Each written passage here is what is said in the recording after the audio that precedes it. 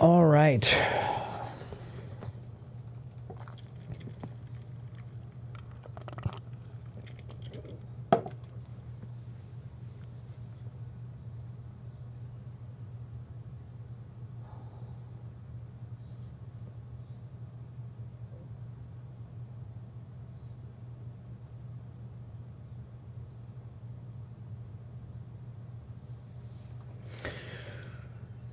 All right. Hello, Belen. Hello, Armenian girl. Hello, Tanya and Gerardo. Hello. I'm drinking iced coffee. What I always drink. And today I need it because I feel very tired. But I'm here nonetheless.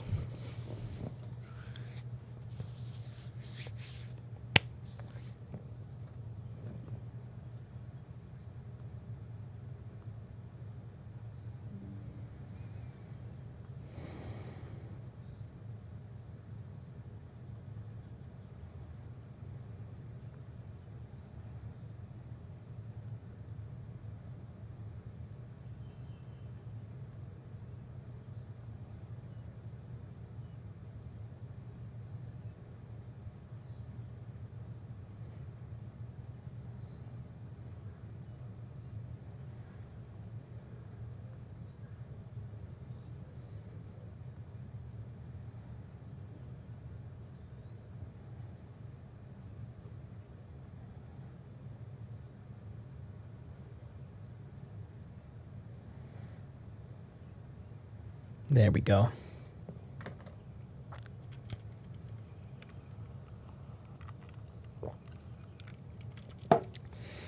You're dying in the car at 31 degrees. Well, that's not fun. I like iced coffee, but I don't really like it from Starbucks anymore because, yeah, Starbucks is highly, highly overrated.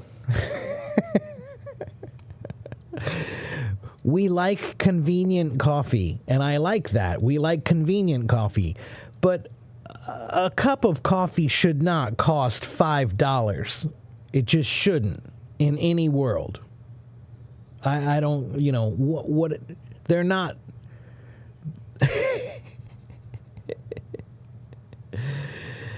Yeah, $5, $6. Sometimes the coffees at Starbucks are really expensive, and it's stupid. It's coffee. It's coffee. It's supposed to be a cheap beverage. It's not supposed to be expensive. It's not supposed to be for rich people. You know?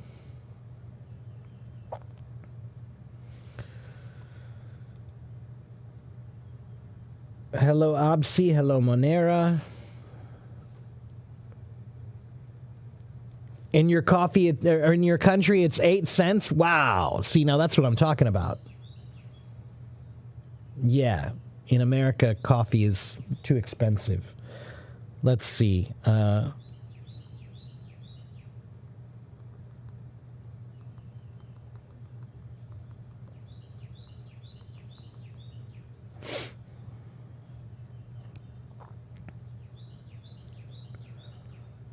So if you get just a regular black coffee, a large black coffee is $4.25, but that's just for a regular black coffee. But let's see.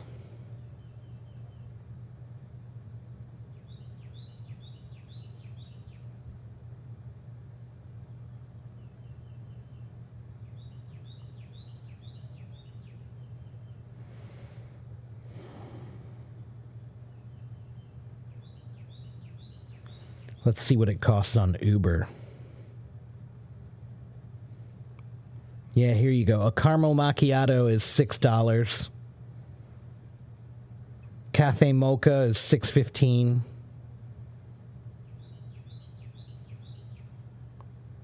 Cafe latte $5.25. Yeah, a simple cafe americano is $4.25. Yeah, stupidly expensive. I mean, I like to drink coffee every day, right? So let's do the math on that. Let's call it $5. So if you spend $5 on a cup of coffee from Starbucks every day, just one, and let's say there's roughly 30 days in a month, 12 months, that's $1,800 US every year for coffee. That's not right. So now I make my own coffee. I mean, imagine that. $1,800 for one cup of coffee every day. You know, you can put a down payment on a car. It's crazy.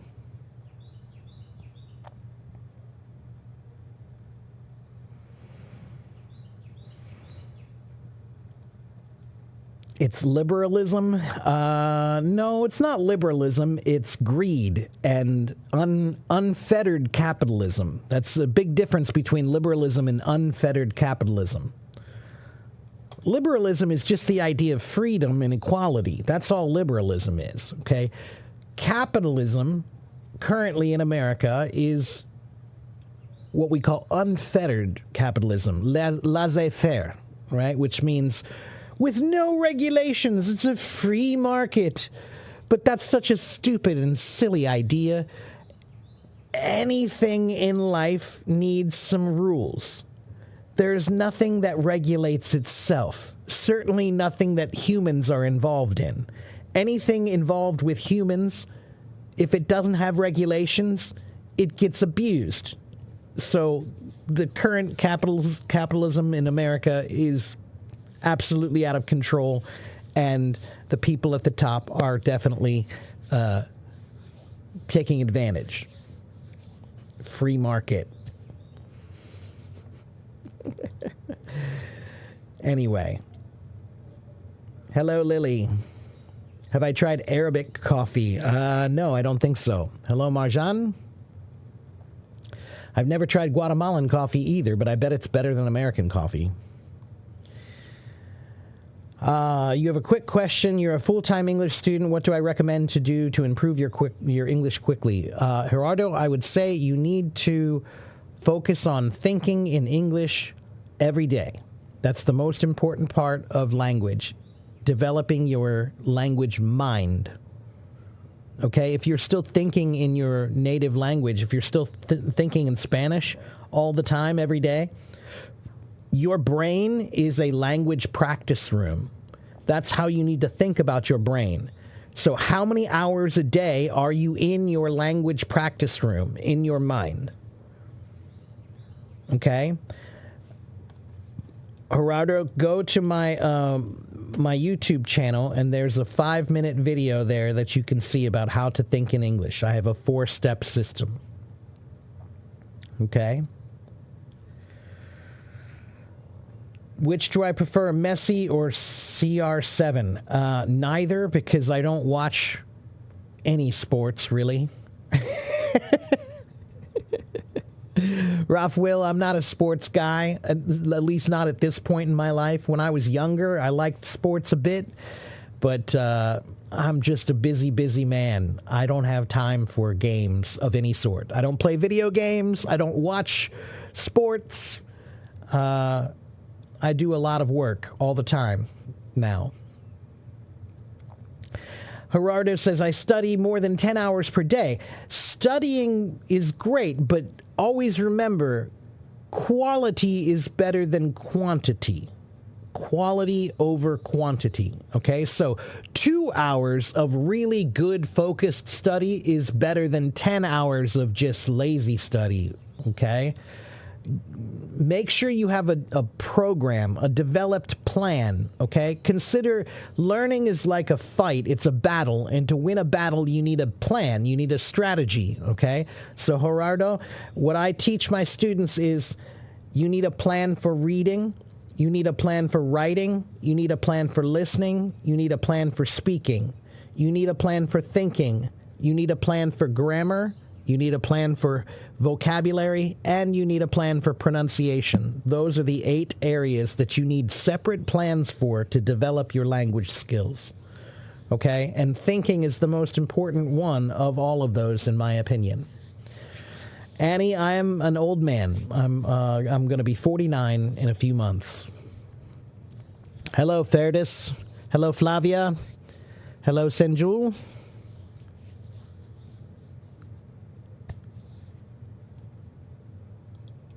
And, I will remind everyone, if you go to my YouTube channel, I'm on YouTube right now, here. So I'm on Hello Talk, and I'm on YouTube. And if you go to my YouTube channel, there's no time limit. Okay? And you can still type your comments. I see them here on both sides. So one screen has Hello Talk and one screen has YouTube. Okay? So each skill needs a separate plan. So each one is there should be a specific plan for each, Sunshine. But everybody's going to have a different plan because everyone has different strengths and weaknesses. So you need to develop a plan yourself. Learning is your job. Learning is your fight. It's your battle. A teacher can't make the plan for you because they don't know you, right? If you make a plan for yourself, then you can determine what you really need, okay? Teachers can help you, but they need to know you first, right? So if I don't know you, I can't make a plan for you, right? So when I teach my students, the first lesson that we have is just an introduction so that I can find out who are these people? What is this person doing? What are their strengths? What are their weaknesses? What do they need from me? Okay? So I first have to learn who you are, and then I can help you. But if you already know who you are, then you can figure it out yourself. Okay? But learning starts with you. Okay? You have to sit down and make your own battle plan.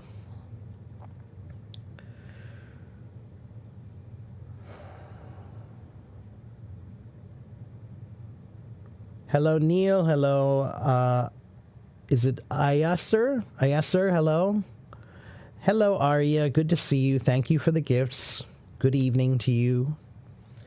How can you improve your business English? Kenya, business English is something that it must be current. It must be current. It has to be today, right? Business English changes quickly, especially with computers the way we have them now. So the best way to learn business English is to sign up for a business English course online. Don't buy a business English book, because if it's more than 2 years old, it's not useful anymore. It's only a little useful. But business English courses are current. So the best way to learn business English is to get a private teacher like me. Hi. You can sign up for my lessons. You can go to my website and sign up for lessons if you want to. Or you can go search online for a business English course and sign up for that. Okay? Flavia, when am I going to post the podcast? That's a good question. It's been more difficult than I thought it was going to be. I was hoping I could just upload it the way I have it, but I need to do some editing, apparently. I need to make it a little bit nicer than it is right now. So, Flavia, I don't know how many I've recorded, but I've recorded a lot of them. And I'm going to upload them, but I just am busy. It's just a lot of work. But you know what I did recently, everybody? I started using ChatGPT as my personal assistant now. I started using ChatGPT as my personal assistant, and it's helping me to get a lot more work done quickly, mostly because it just helps me to keep all of my, all the things I need to do in order. And every day I can look at it and it can remind me of what to do. Yeah, it's actually really interesting. It's a great personal assistant. You just have to tell it you want it to be your personal assistant and help you to complete your tasks, and it will. What's the meaning of whatever in its slang form? Whatever in its slang form means, usually it means I don't care, or I don't care what you think, right? So if somebody says something and you say, oh, whatever, you're saying, oh, I don't care what you think, you're wrong. Okay, but it also could be, do you want chocolate ice cream or vanilla ice cream? And you say, whatever. It means either or, whichever one is fine. They're both okay. You don't care. Okay?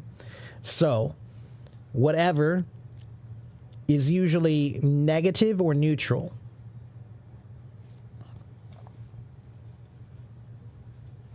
And yes, Flavia over in my YouTube says the YouTube is great because it has no time limit and there are subtitles there also. So yeah, if you go over there, there are subtitles. And I think the quality might be a little bit better too. I'm not sure.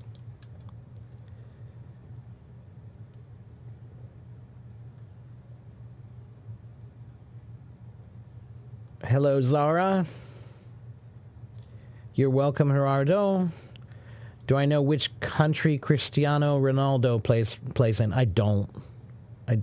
You know, there are two things you guys need to remember. One, I'm an American from the United States, right? And we don't really watch European football very much. We don't follow it. It's not a big sport here. We watch baseball, we watch basketball, and we watch American football. Okay, so I don't pay attention to football because I'm not European. Or I should say because I'm American, right? So that's one. And number two is I don't have time, guys. I don't have time for sports. Most of my life is spent dedicated towards doing something to build my business or help my parents in some way. So I have very little free time for what we call frivolities. Frivolities, the frivolous things in life. And I just don't have that much interest in sports. I just don't. My nephews play rugby, and I go to see them play rugby every once in a while, but just not that interested in sports. I have things. I don't find it to be a very useful way to spend your time. I don't know. I understand it's fun. I understand it's good exercise. I just don't think that it's not for me. Okay? If I have free time, I'm playing drums. Drums is my sport. Okay? Can I advise you about the long conversation? You can speak in short sentences and then stop, then I continue again. Sunshine, you need more practice. Try going to iteslj.org. Go to that website, and they have a section called questions. And there are many, many topics and many, many questions. That's a good place for you to practice trying to answer those questions to get more practice about how to have longer conversations. Okay?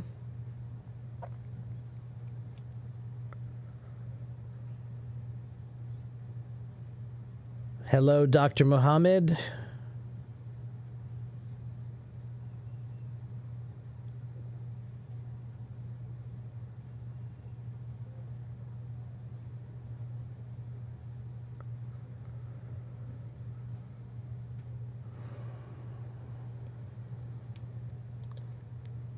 How does what help, Dr. Muhammad? Where am I from? I'm from Cincinnati, Ohio. It's in the middle of the United States. Mai wants to know, does I don't care mean I don't mind? Sometimes, yes. Yeah. I don't care is what we say when we don't have any preference, right? So it's either neutral or negative. So if you say, I don't care what you think, then that's negative. You're saying, I don't want to pay attention to your thoughts. Your thoughts don't matter to me. But if you say, do you want to have fish or chicken for dinner? And you say, I don't care, that's neutral. It just means you have no preference. Okay, so I don't care can be negative or it can be neutral.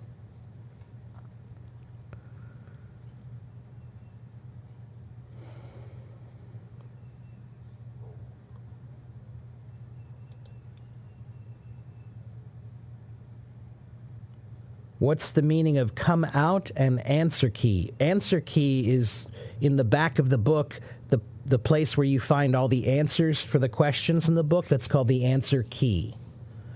Okay?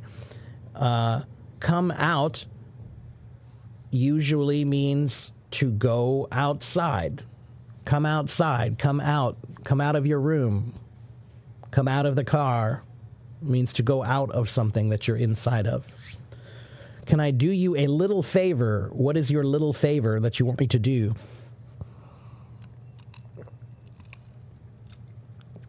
Do I remember Bicentenary Man?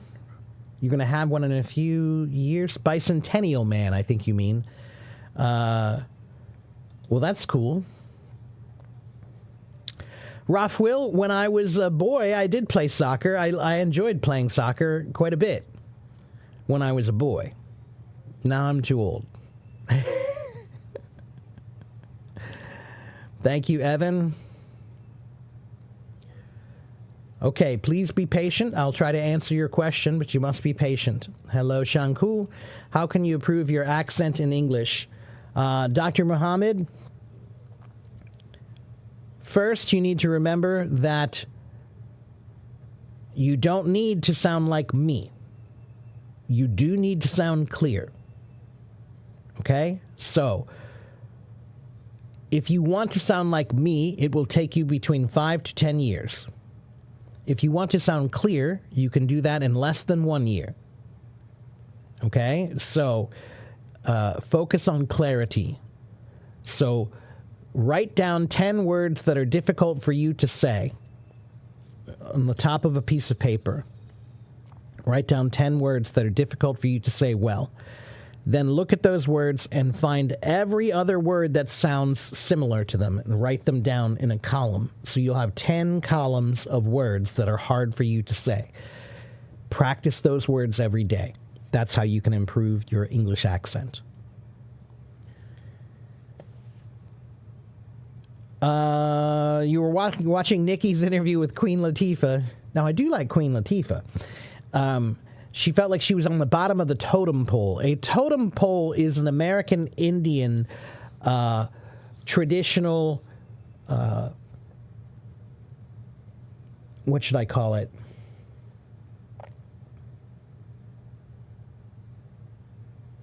One moment, let me think about my words.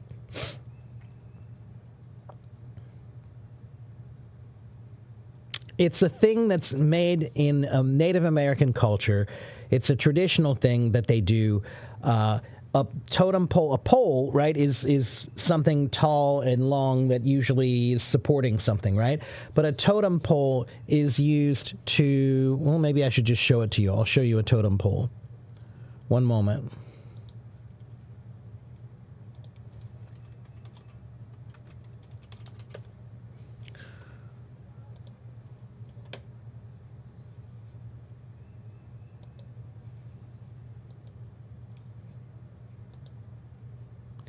So this is a totem pole.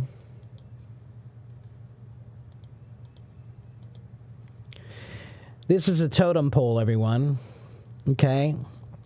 It's a Native American carving. It's a wood carving. And if you say you're at the bottom of the totem pole, it means that you feel like you're at the bottom working your way up. That you're a newbie. Right? A newbie means a new person, and nobody thinks you're important. So you're at the bottom of the totem pole. If you're at the top of the totem pole, then you're the most important. If you're at the bottom of the totem pole, you're the least important. Okay? So that's what that means. And once again, my camera is off. What is going on with this camera? Can you guys see me?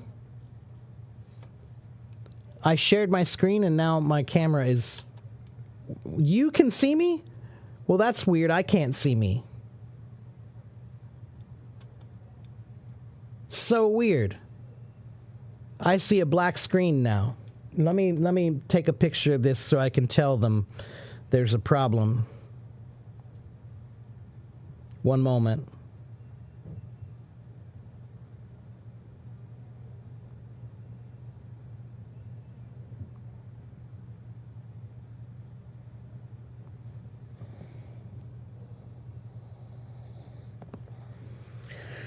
One moment, please. Allow me to tell them.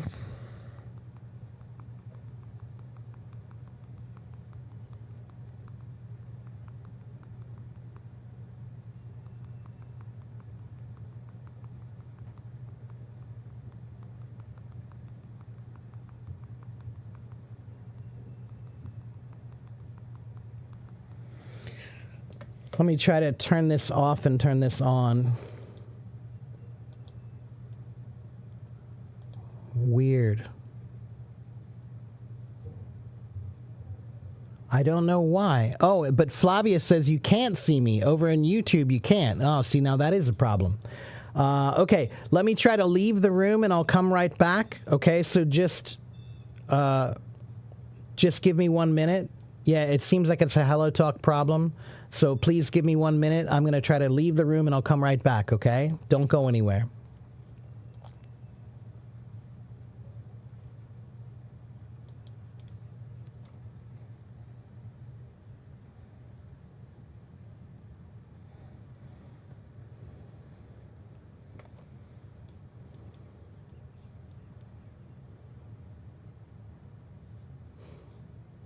Still not working.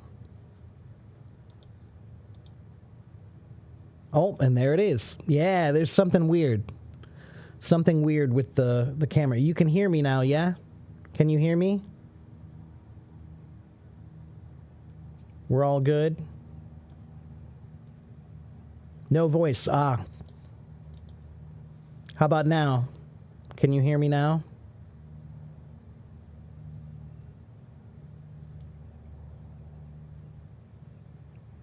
Can you hear me now? Hello? Still can't?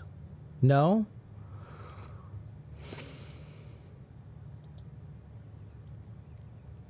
Now? Okay, wait. Let me leave and come back again.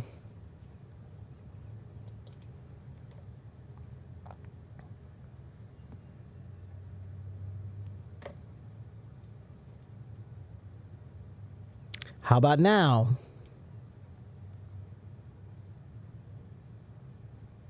Yes? Okay. Yeah. Some kind of a weird Hello Talk problem. Okay. Let's see. Can I write on this site on YouTube? You mean can I write the comments? I can, but only if I open the YouTube channel. Then I can type back to you over here. Flavia.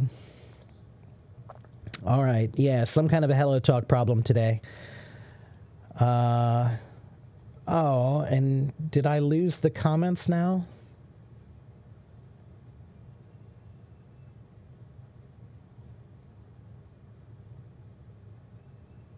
Oh, there we go. Okay. Please be patient while I catch up with the comments again. Okay. Will I have people on stage? I will. Yes.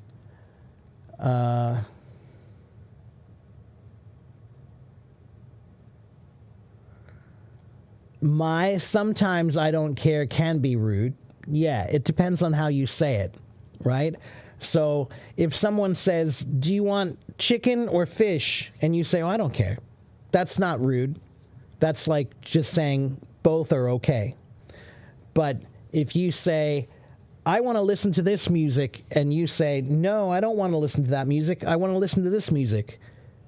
And you say, I don't care. That is rude. Okay? So sometimes I don't care just means I don't have a preference, and that's not rude. Sometimes I don't care means I don't care what you think. I don't care what you want. Okay?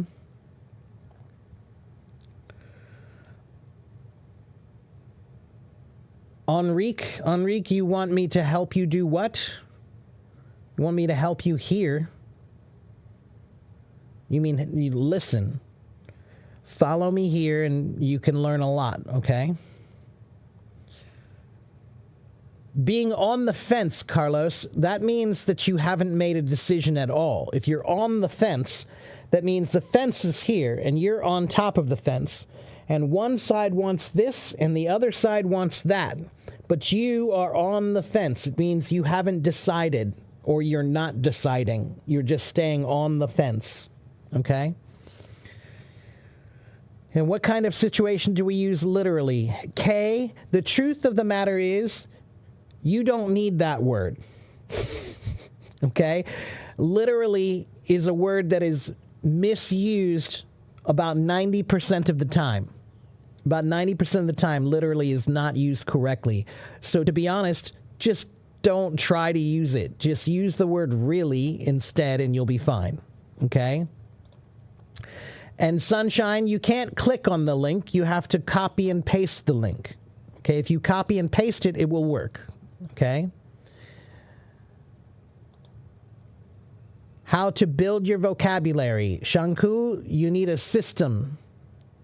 Read books. Read articles, read books, read stories, read anything you can read. That's one of the best ways to learn vocabulary. Okay? What's the difference between finish and finish up? Let me think about that for a moment. Finish up is what we say. Amina, in many cases, it means the same thing, right? So if my students are taking a test and the time is almost over, then I'll say, please finish soon, or please finish up, means the same, okay? Or if I say, I need to finish up my dinner, it means the same thing as I need to finish my dinner, okay? There are many phrasal verbs where the word... there's one word in the phrasal verb that doesn't really have an added meaning. Why do we do that? Because language is complicated. Ravi wants to know how to remove his hesitation to talk with new people in English. Ravi, you need to do two things. One, you need to talk to more people in English. If you haven't done it 1,000 times, then you haven't done it again. Okay, you haven't done it at all. Do it 1,000 times, and then you won't have any hesitation anymore. Two, you need to practice thinking in your mind more. Become comfortable with the language in your mind, and you'll be comfortable with your mouth. Okay? Hello, Mikey. Let's see. Where are you off to? It means where are you going? Where are you off to? Where are you off to means where are you going to? Okay. Bin, my name is Mark, not Mike. Okay, M-A-R-K. And I usually broadcast on Monday, Wednesday, and Friday. I was doing between 9 and 10 a.m., which is 9 or 10 p.m. your time.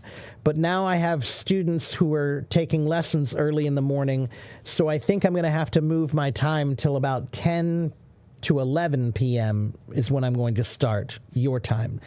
10 or 11 a.m. my time. New York City time, 10 or 11 a.m., somewhere in there.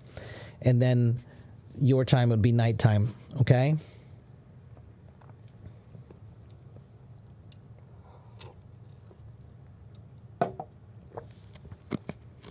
Senjul, the topic is open today.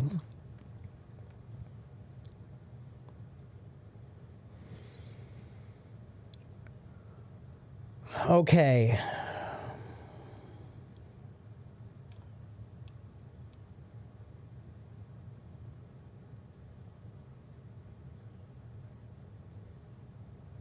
What do you call the thing that's at the beginning of the pen and the thing that's at the end of the pen? Well,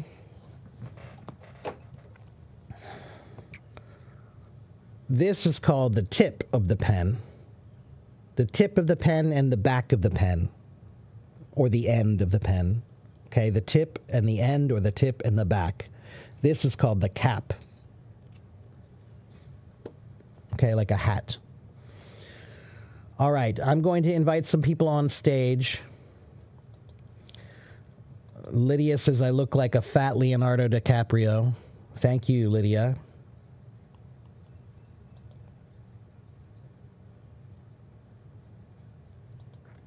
By the way, Lydia,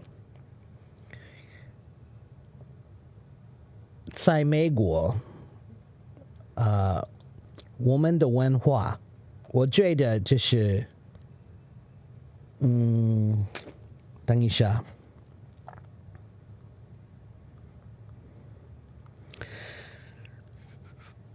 我们觉得，如果你告诉我一点胖，你觉得我一点胖，我们觉得就是一点粗鲁的，所以我觉得不需要说 ，OK。如果我告诉你，我觉得你一点胖，我觉得你不要，不喜欢。好不好？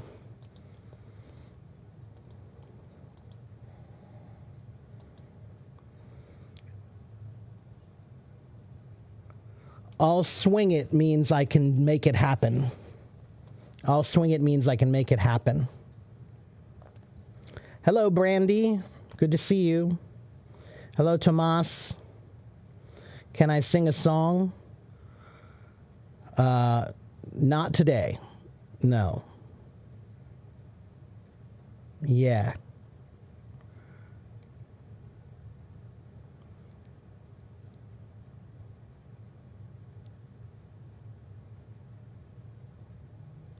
Edgar, how can you learn to hear English? You need to listen to simple things. Go to eslfast.com and try using those simple stories. Okay? 我可以唱歌，可是我不是歌手，我是鼓手。我是鼓手，不是歌手。我不要，我不要。现在我教英文。All right. Okay, Lydia, but just remember what I said. I understand that you weren't trying to be offensive, but just remember that in America, we definitely don't like when people tell us we're fat.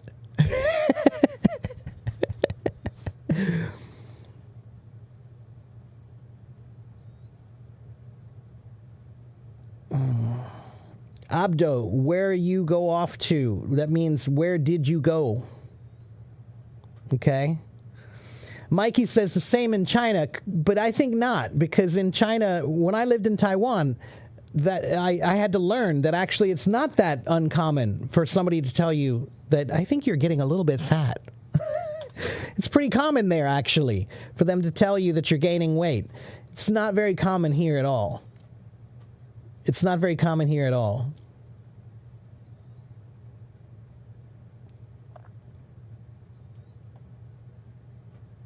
Okay.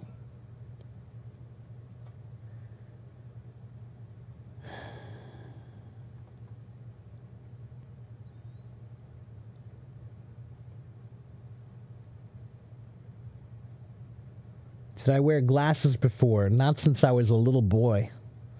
How many languages do I know? English and Chinese, and a little bit of many other ones.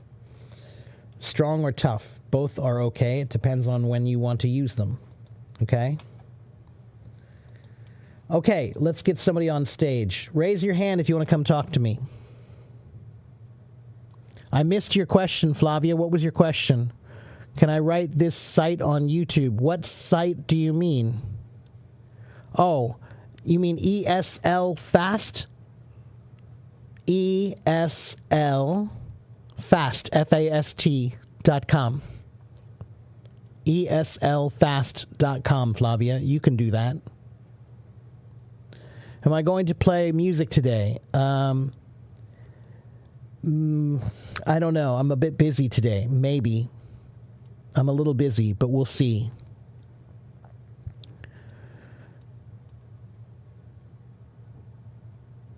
Alex wants to know, is it rude to ask if you've gained weight? It's not rude if you're a close friend or family. Maybe they might ask you that, but certainly not somebody who's not close to you. But you should be gentle about it. You know, don't be too obvious. Okay?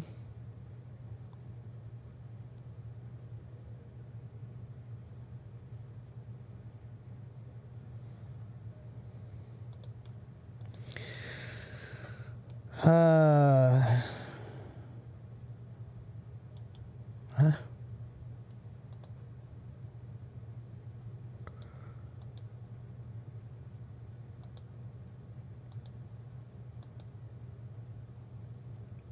1000，谢谢。可是我自己学中文，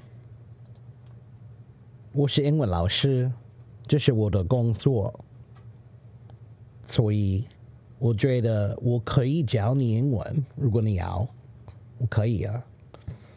可是现在我也觉得我可以自己学中文。如果你要学英文，你可以去这里，这是我的网路。Okay, go to my website and you can sign up for lessons. Okay? All right, let's get somebody on stage. Let's talk to This Is My Religion. That's an interesting name.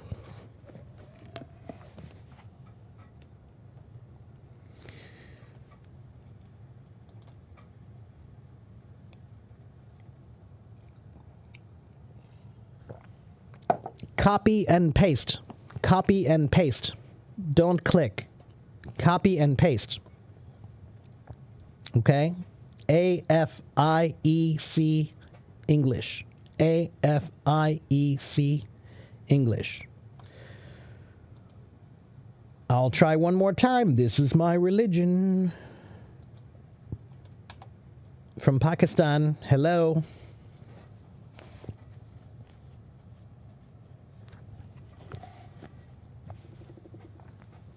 Raise your hand if you want to talk to me.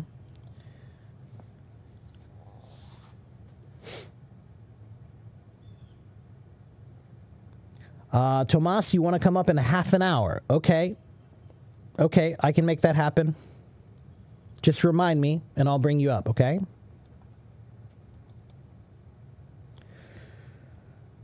Well, let's try Peter.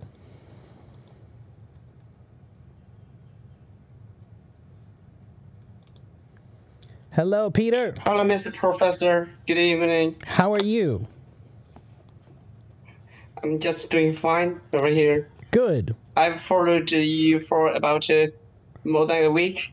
Okay. And it's my privilege to be here. It's my first time being called up on stage at your voice room. Thank you for asking me to be on the stage. It's my pleasure. And you're in China in what city? Are you in Beijing, Shanghai, Chengdu? It's a relatively small city. It's in Shandong province. Okay. City of Jining. Jining. Okay, I don't know that one. Okay. Where is it near? You may heard about Confucius. Oh, 这是孔子的。Okay, 孔子的。我知道。Okay, all right. Okay. Have you heard about Qufu? Qufu is the birth county. Yeah. The city of Jining is the city level. Yeah, I know. Mm-hmm. Yeah, okay. We're not far away from each other. Okay. And I live in the city of Jining, yes. Okay, all right, great. So what can I do for you today? Do you have any questions for me or something I can help you with? I do got a question, and I want to ask.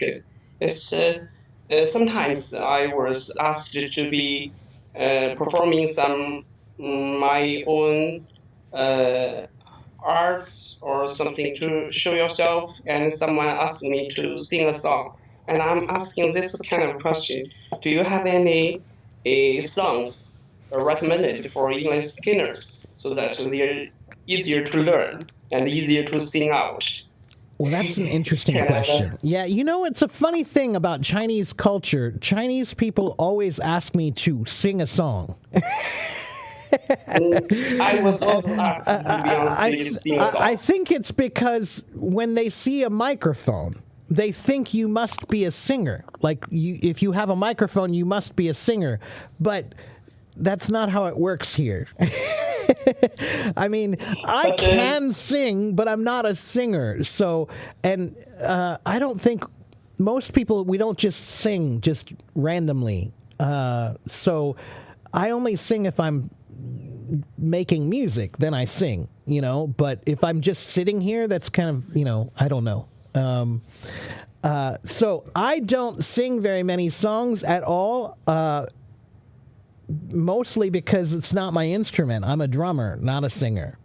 So I play the drums, and you're a professional drummer.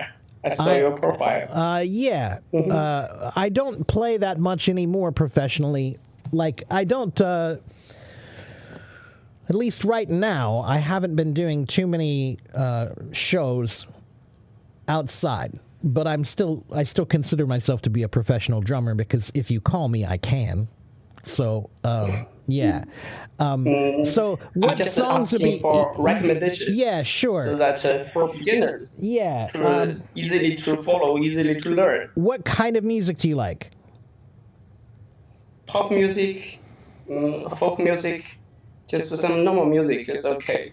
Okay. But for me, I am not quite good at singing, so that easier tones maybe suitable for me to learn. Right. Yeah, that's what I'm looking for, is something somewhat simple. Okay, well, here's a popular one that everybody in China knows. Hotel California. Welcome to the Hotel California. Yeah, it's a little bit slow. It's not too bad. But that one's not too difficult. Everybody in China knows that one, I know, because they always ask me to play it. Can you play Hotel California? From the movie. Yes, I see. Yeah, that one is a good one. Let's see. Let me find some other ones.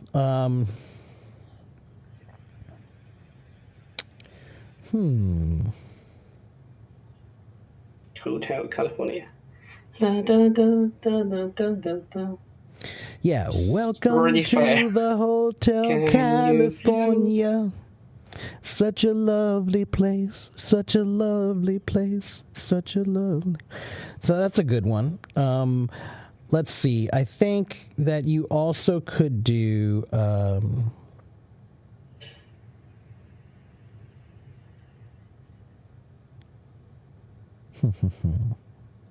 Some songs that you usually listen to, maybe some very, very slow in pace music. Some slow music. Okay, well, that makes it a little bit easier. There's a few songs here, like maybe you could do Knocking on Heaven's Door. Have you ever heard that one? Knocking on Heaven's Door. Yeah, I've heard about it. That's a good one. I'm going to listen to it after I'm... There are two famous versions of it. One is from Guns N' Roses, but the original version is actually from Bob Dylan. And so, Bob Dylan. Yeah, that's so you can check out. That's right. Yeah, he's the one who actually wrote the song. But Guns N' Roses, they made it a bit more popular, I think. Okay. I'm going to try to learn from the Knocking from the Heaven's Door. Yeah, that's a good famous one. Stuff. Yeah, I think that would be a good one for you. That will be enough for me. Okay. I'll go to learn it. Okay. To try to study. That's a good one. Yeah. And that's got some good English in there for you to learn, too. Sure. Country Road, that's not a bad one either. Everybody in China knows that one, too. Country road, take me home. I've heard some of my to the classmates, place. especially girls, they are singing about song Yesterday Once More. Is that easier for Yesterday English Once majors? More. Who's that by again? Carpenter. The Carpenters. Sure. Again, funny that when I was I lived in Taiwan for 4 years. And when I would go to the karaoke bars, KTV, right? When you look at the English songs, these are the songs they have. Hotel California and the Carpenters, Close to You, Close to You. You know, that one's a good one. That's a good, simple song. Anything from the Carpenters is good.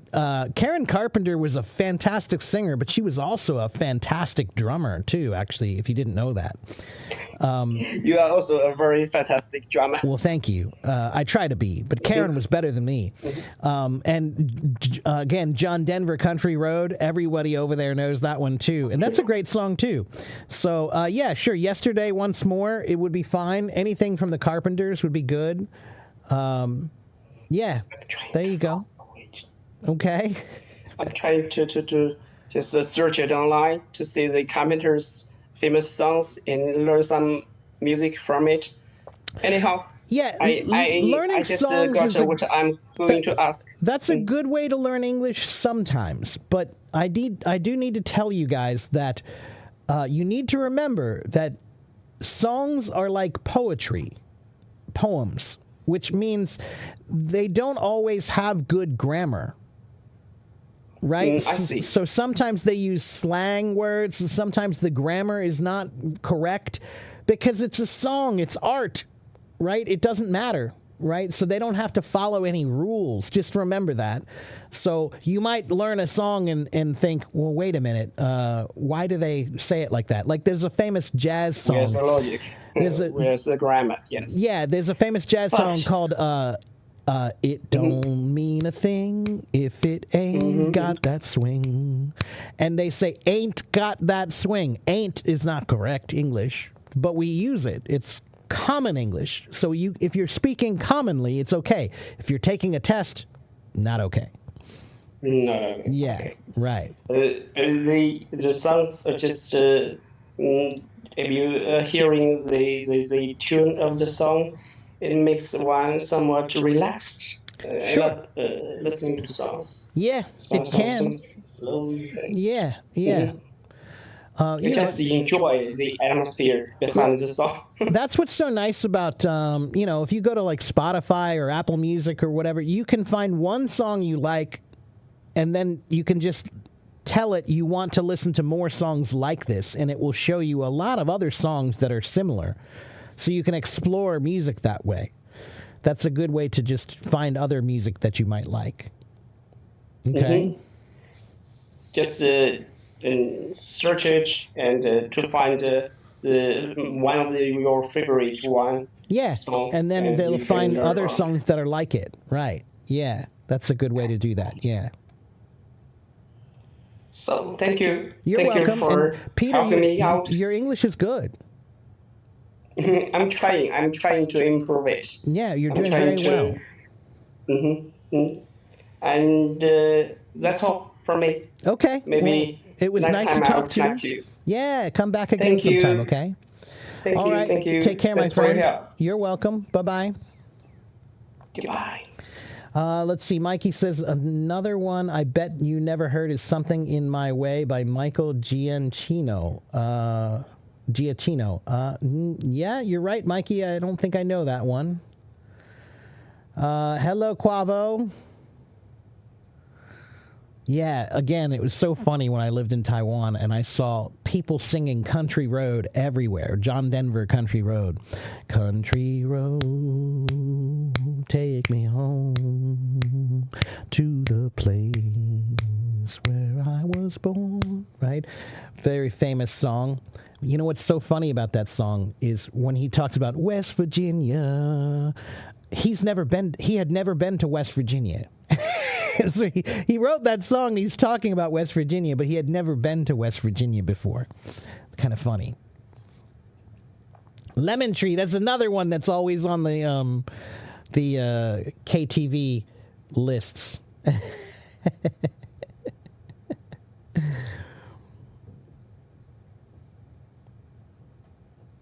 Whiskey Lullaby. Oh, that's a new one, isn't it? I don't think I'm familiar with it, but I think I've heard of it. Yeah. What does out of context mean? Our word out of context means if you say he said these words, right? If he said, let me think.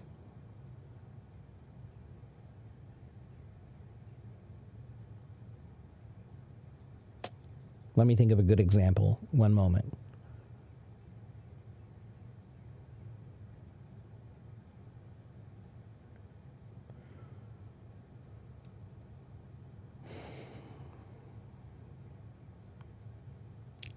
Okay, well, basically, Alward, it means that you're quoting somebody. You're quoting what they said, but you only take a small part of their quote.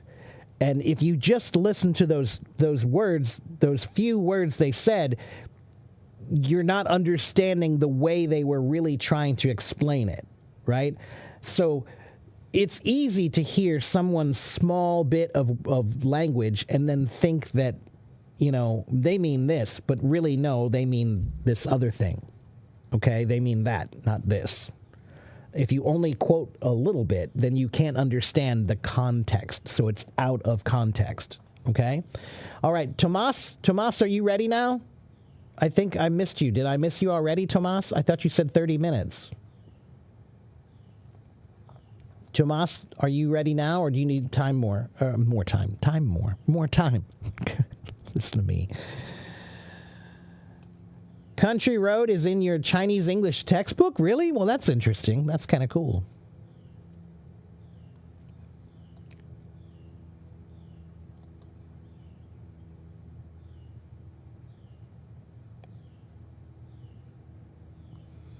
Thank you, Aragon. Can I give you the name of this song? Which song is it, Quavo? I'm not sure which song I was talking about. I talked about a bunch of songs. Do you mean the jazz one that I was singing?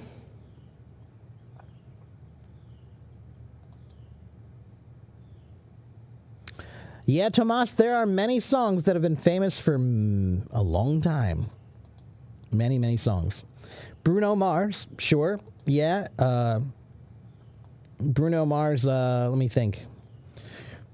Here, let's see something here. One moment. Oh, well, I can't do that. No. Okay, I was going to play you something, but I can't because it'll shut down my stream. So, if you want to, you can go to my YouTube channel and you can see me playing lots of music, and there's actually at least one video of me playing a Bruno Mars song there. Is it, it don't mean a thing if it ain't got that swing? That one, Quavo? Or country road, take me home to the place where I was born. That one? This one. So that one's called Country Roads. Country Roads. Country Roads.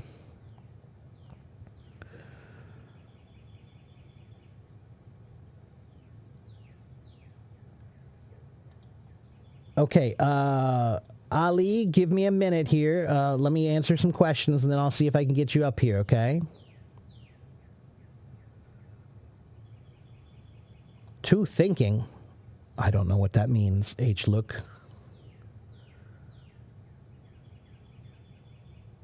When I don't know what time you're in, how do I say good morning or good afternoon?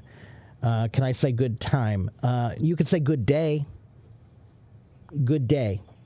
Or just say hello. Mahdi. Yeah, if you don't know what time zone that the person is in, then you should just say hello. Okay? Or good day. Okay? Yeah, I thought so, Tomas, but I misunderstood. I thought you were saying you were ready earlier, but I misunderstood. That's my fault.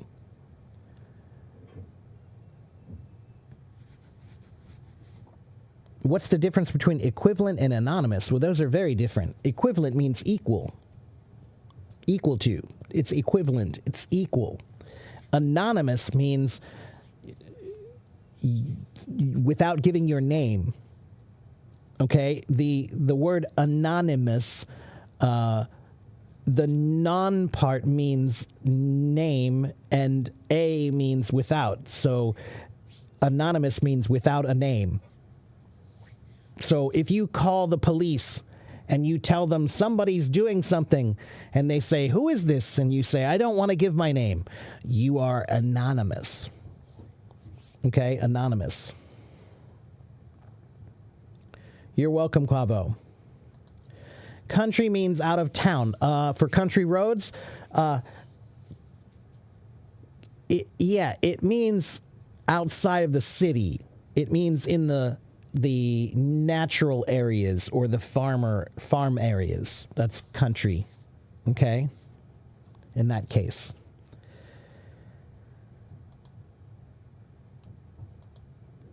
Yeah, it just means like country music. Okay, country music is a kind of music. It's music that's mostly enjoyed by people who live in the country areas, which means in the farm areas, the working areas outside of the city, not in the city. Okay? Okay, let's see. So Ali has been waiting for a minute, and then Mahdi, I'll get to you after that, okay?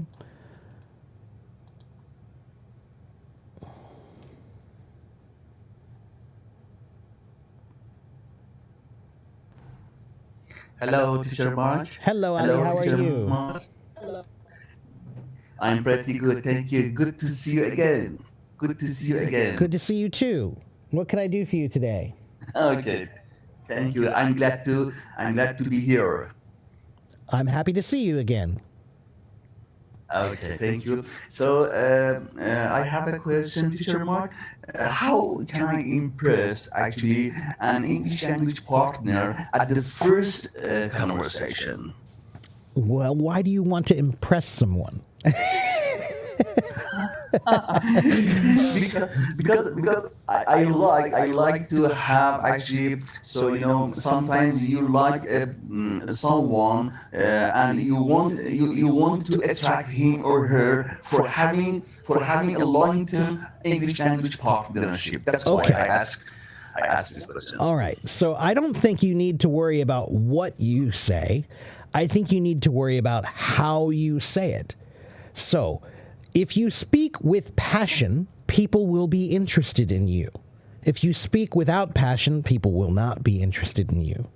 So if you just speak English and you show that you have excitement for conversation in English, that's all you need to do. Okay? If you try to just use some big words or something like that, that's not going to impress anybody because they'll just think you're trying too hard. But if you just show them that you're really excited about practicing English and you're excited about using English and exploring English, that's all you need to do. So it's not about what you say. It's about how you say it. Okay? Okay. It depends on actually the manner of my talking, the manner and the class and the manner of my my talking, my talks, my words. Yeah. Which words actually I should choose to make a good conversation at the first meeting, at the first conversation. Well, that depends on who you're meeting, you know. I don't think that you can have just one thing that's ready to go. I would say work on your introductions, a formal introduction, right? If you give a good formal introduction about who you are, and this is a good tip for everyone here, introductions are something that people don't know how to do anymore. Many young people don't know how to introduce themselves properly. Say, hello, my name is, I'm from here, it's my pleasure to meet you. Just something as simple as that. But you'd be surprised how few people do that anymore.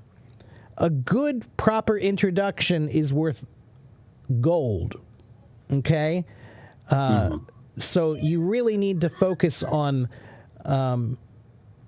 introducing yourself well. And I'll tell you what, let me see if I can find a website that might help you with that more. 1 second here.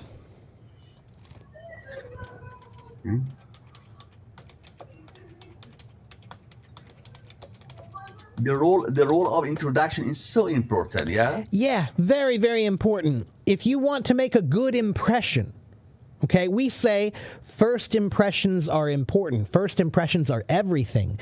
If the first time you meet someone, they don't like you, then that's the big problem, right? If the first time you meet them, they like you and they think you're really nice and you're great and you seem kind and friendly, then that's important, right? So let's see. I could say, Teacher Mark, you are an impressive person because you impress everybody at the first conversation. Well, I appreciate that. Thank you, Ali. I do my best, but the thing is, I'm not trying to impress anyone. I'm not trying to. That's very important. I don't try to impress anybody. I just try to be myself. Just be yourself. By nature. Yeah, be natural. Be who you are, and that will impress people because a lot of people are afraid to be who they are. You know, they're afraid to show their true selves. So, but I don't know how to be anybody else but me. so I just show who I am, and if you like it, great. If you don't like it, that's okay too. It doesn't bother me. Okay. So let's see. I think I have a good website here. Of course, I didn't mean that. How can I pretend? You know, no. I don't like to be a pretender. Right. That's exactly right. Yeah. Here's a website that you can go to, and they have a bunch of good personal commercial examples. They're called personal commercials. It's a commercial about who you are. So, for example, one of these says, hello, I am Alexandra Hill, and I will be completing my bachelor's degree in finance from Western Michigan University in August. I have worked in a wide variety of projects that have allowed me to put on... Now, this is a little more formal. This is like if you're trying to get a job or if you're trying to get into a university, right? But let me find one that's a little bit more casual. Let's see.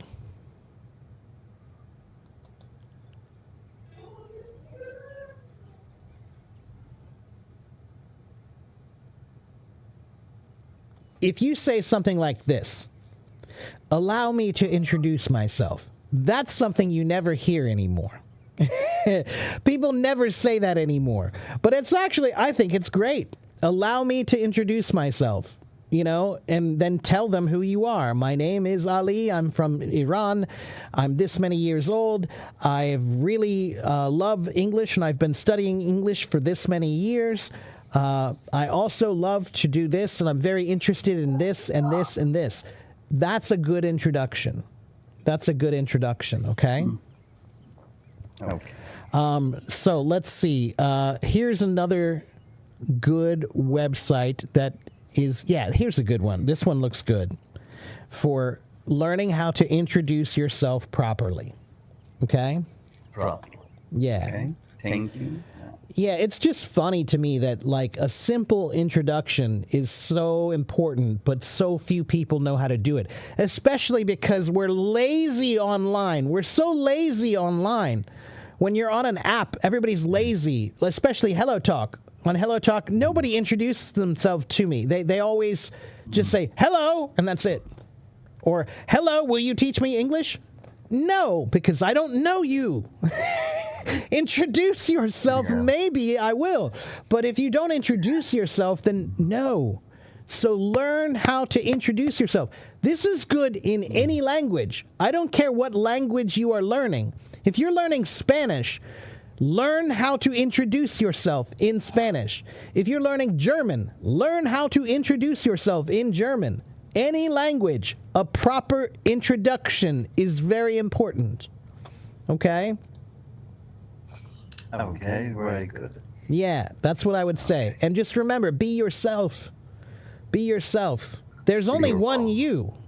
That's important. That means you're rare, you're special, you're valuable. Don't pretend to be someone else. Be you. Okay? Okay, very good. Thank you. Thank you, Teacher Mike. You're welcome. Thank you for the good explanation. That's all. Okay. That's all. All right. Take care, Ali. I'll see you next time, my friend. Always a pleasure to talk to you. Thank you. Okay, let's see. Tomas, are you ready now? Hello, Tomas.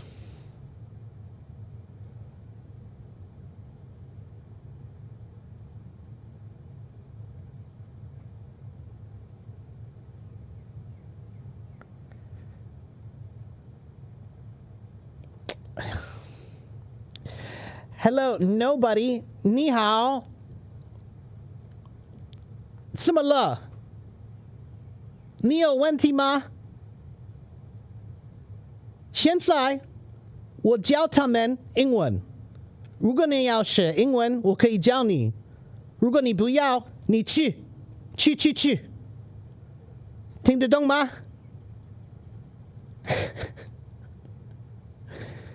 ？Bye。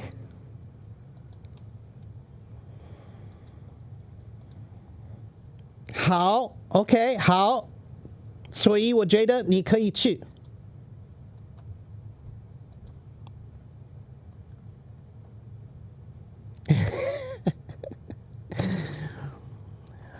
All right. Let's see. Volcano, how am I today? I'm pretty good. A little tired, but I'm okay.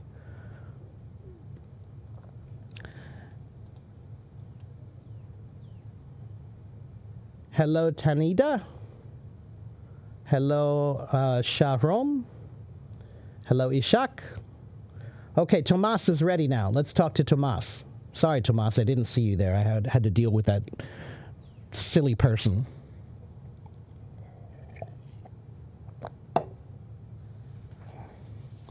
Hello, Tomas, my good friend from Italy. How are you? Oh, I'm fine, thank you. What about you? You know, ups and downs. That's life. When I say I'm fine, I mean ups and downs. Yeah, it's not right, just ups. Yeah, right, yeah. You know, I'm fine is always such a funny thing to say because it doesn't mean anything. You know, this is important, everybody. In English, especially in America, we will always ask, how are you? But it's just part of our greeting, right? It's just part of our greeting and our introduction. And we don't expect you to really tell us how you're really doing. We just expect you to say, oh, I'm okay, I'm pretty good, I'm fine. You know, something like that. But on the other hand, if I'm in the middle of a conversation with you, and then I ask you, how are you? That really means I want to know how you're doing. So if it's at the beginning of the conversation, it just is a greeting. We just say, hello, how are you? Right? But if it's in the middle of the conversation, that means I really am interested to know if you're okay or not. Yeah. Yes, that's a good point. Yeah. Yes, the same in Italian. It's not a proper question right. at the beginning. Right. It's just a part of the greeting. That's right. It's just part of the greeting. Right. Yeah. So you just say, hello. Yeah, I'm fine. I'm good. I'm okay. But it is good to change it up sometimes, right? Which means don't say the same thing every time. Like sometimes my Chinese students, I will say, hello, how are you? And they'll say, I'm fine, thanks, and you? I'm fine, thanks, and you? I'm fine, thanks, and you? I'm fine, thanks, and you? Like every time the same thing. Try saying, I'm okay, I'm pretty good, I'm wonderful, I'm great, I'm not bad, I'm so-so. You know, try saying something different every once in a while. Don't just, I know, they're students because they learned that in the book. I'm fine, thanks, and you? But, you know, don't sound like a robot. Don't sound like a robot. Change it up a little bit. Means change. Use different ones each time. Yeah. Mark, I always do like you are saying now, but it happens. I happen to tell you I'm fine because I have had a good day so far. Right. I am more energetic than usual, so it was just natural. I'm fine now. I have done sports, outdoor activities, so I am in that mood.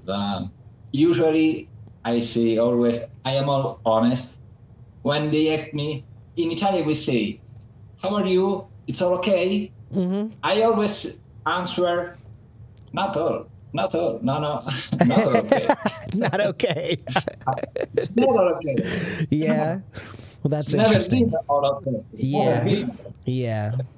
Well, like you, Tomas, I still have ups and downs, but I'm glad that it's spring now. It's almost summer now, and the weather's a bit nicer. And I got my garden started, and so that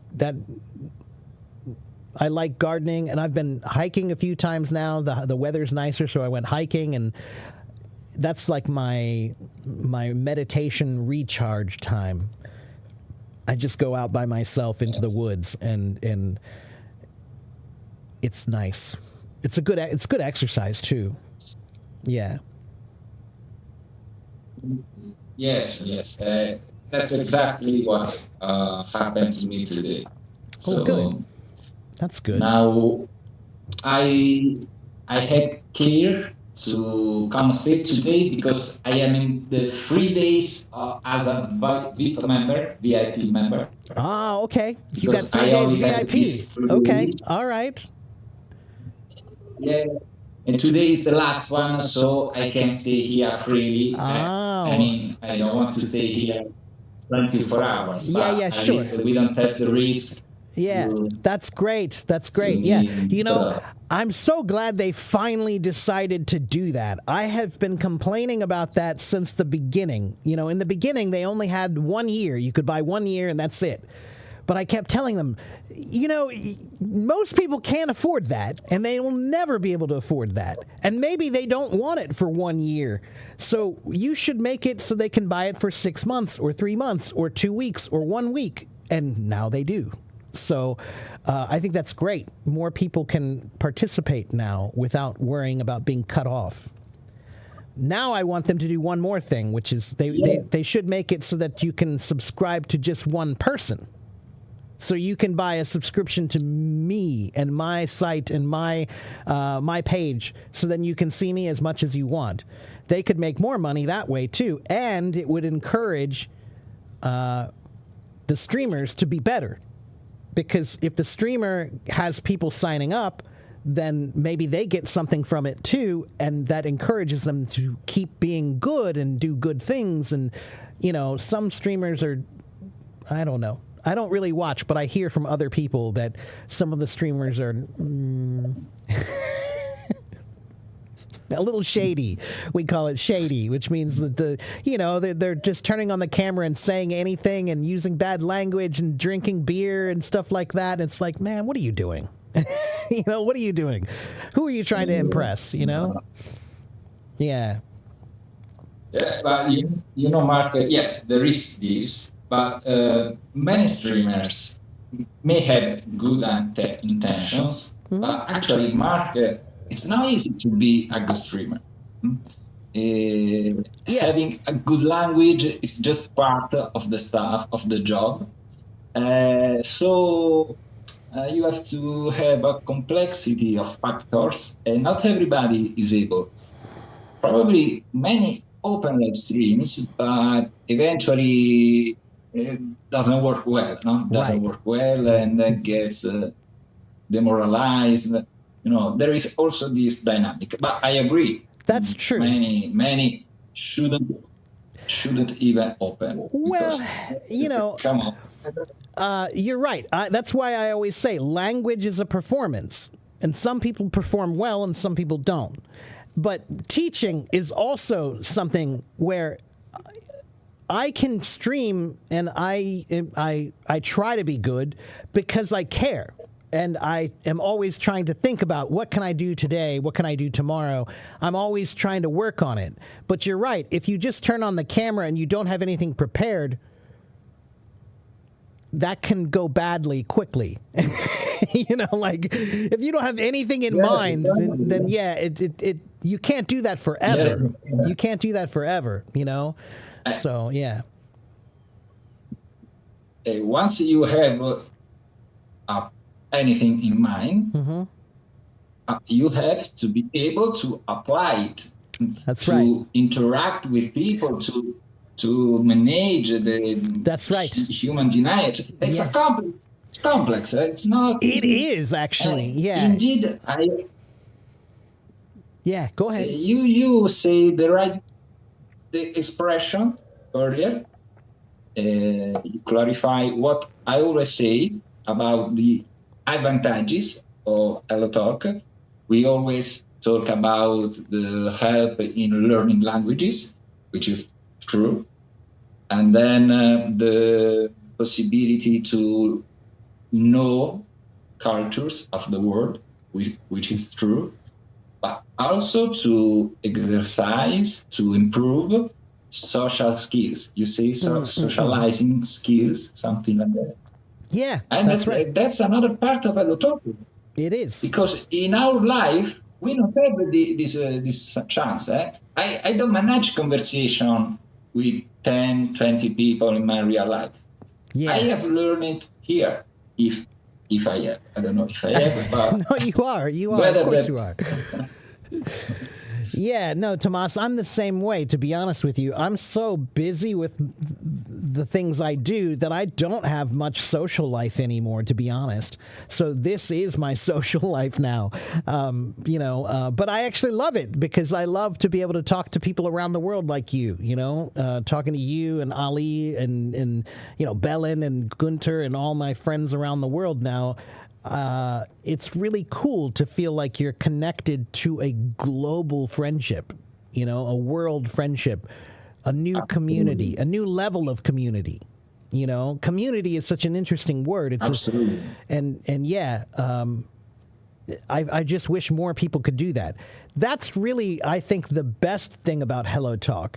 HelloTalk is a great place to practice languages, but the truth is, in my opinion, it has a much higher value for just reaching out to people around the world and meeting new people from new cultures and new places and finding a connection and an understanding with them.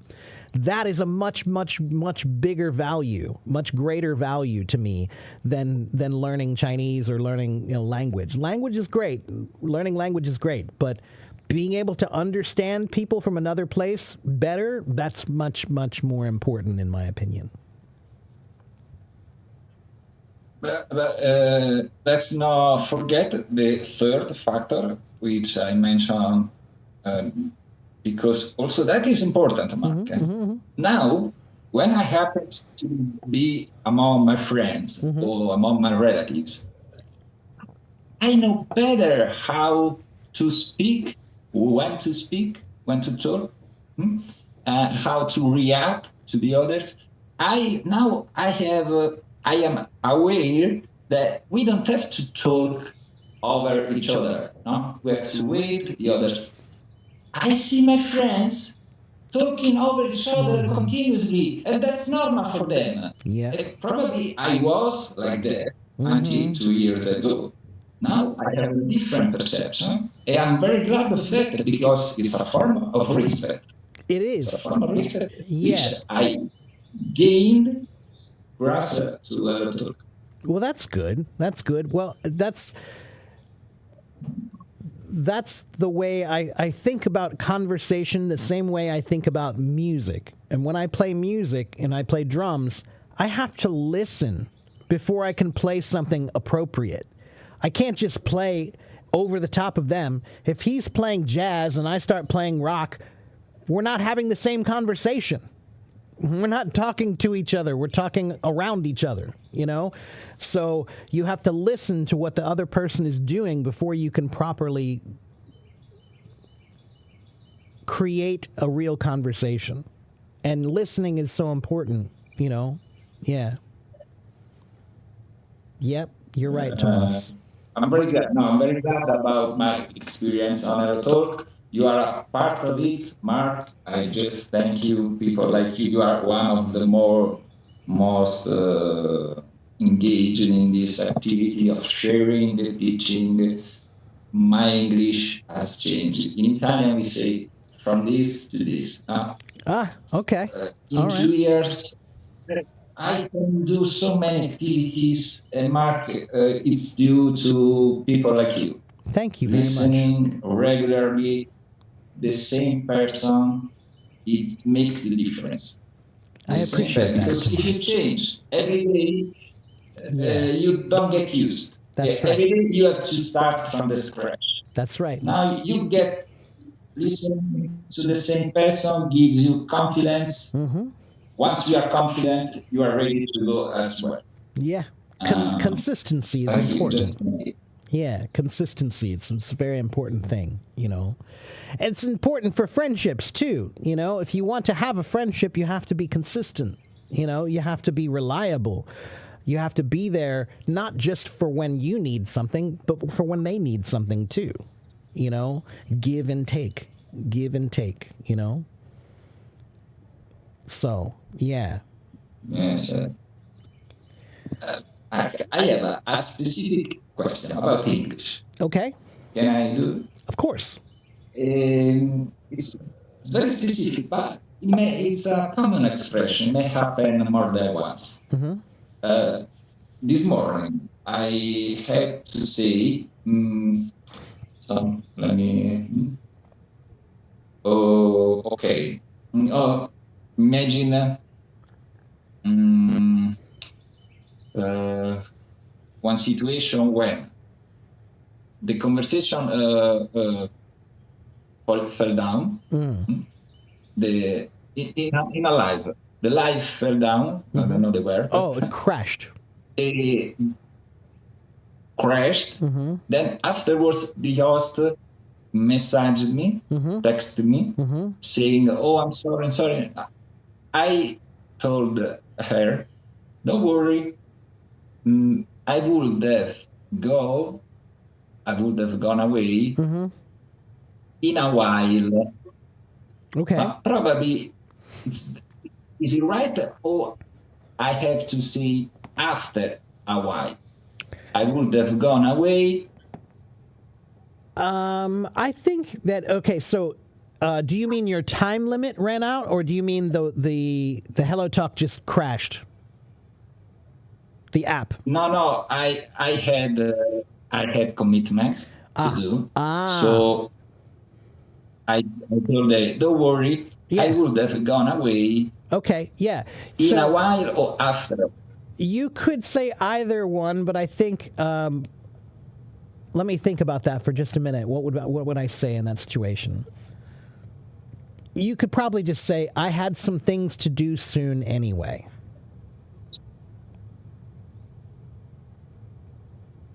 That's what I would say. You know, it's okay. I needed to go soon anyway, or I had to go soon anyway. You're basically telling them, you know, hey, it crashed and it ended, but that's okay because I had some things I needed to do anyway, or I needed to go somewhere soon anyway. So you could say after a while or in a while, but I think that I would probably say, yeah, I think I would probably describe it the way I said. It's okay because I had some things to do soon anyway. Does that make soon, sense? Okay. Yeah. Okay. Yeah, soon. In a while, soon. Yeah. So we can use in a while also for a situation in the past. Okay.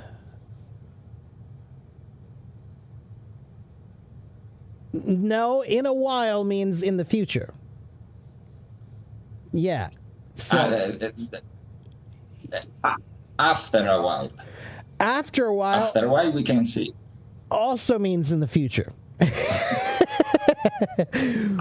Yeah, Okay. No, they that's both good. mean in the That's future. good. Yeah, so Okay. after a while, we'll probably talk about something else, or in a while, we'll probably talk about something else.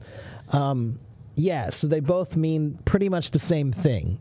And in most cases, I think you could use them interchangeably. It doesn't matter which one you use. Some people might say in a while, some people might say after a while. I thought after a while it didn't make sense. Uh, After a while. I think in a while is better, but I wouldn't say after a while doesn't make sense. I just think it's maybe not the most common or appropriate word to use. It's not inappropriate, but it's maybe not the best one. Okay. Yeah, remember, language is not a science, But it's an not- art. You know? Yes, it's not a time. Not at all. Yeah. Not at all. So you No, can use whatever you want. I understand. Yeah. People understand. If you say after a while, people understand. No. Yeah, that's right. That's right. Yeah, people will understand you anyway. Yeah. So, yeah. So there you go. I would say, don't worry, but I had things to do soon anyway, or I had things to do soon in a while anyway. I think you could end it with anyway, and that means regardless.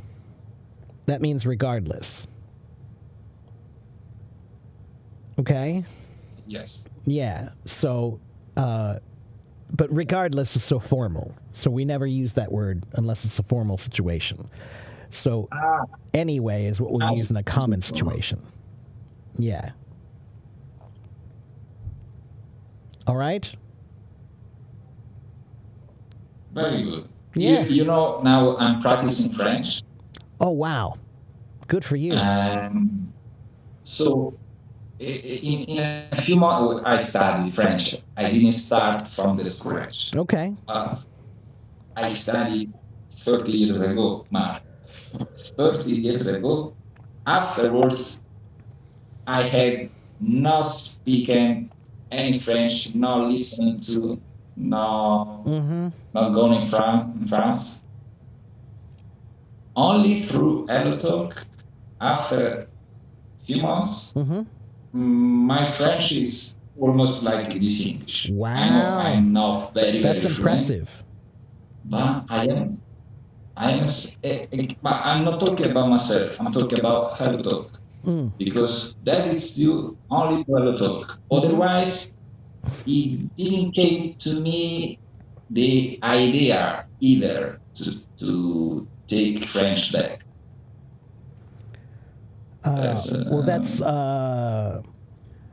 impressionnant. Impressive, right?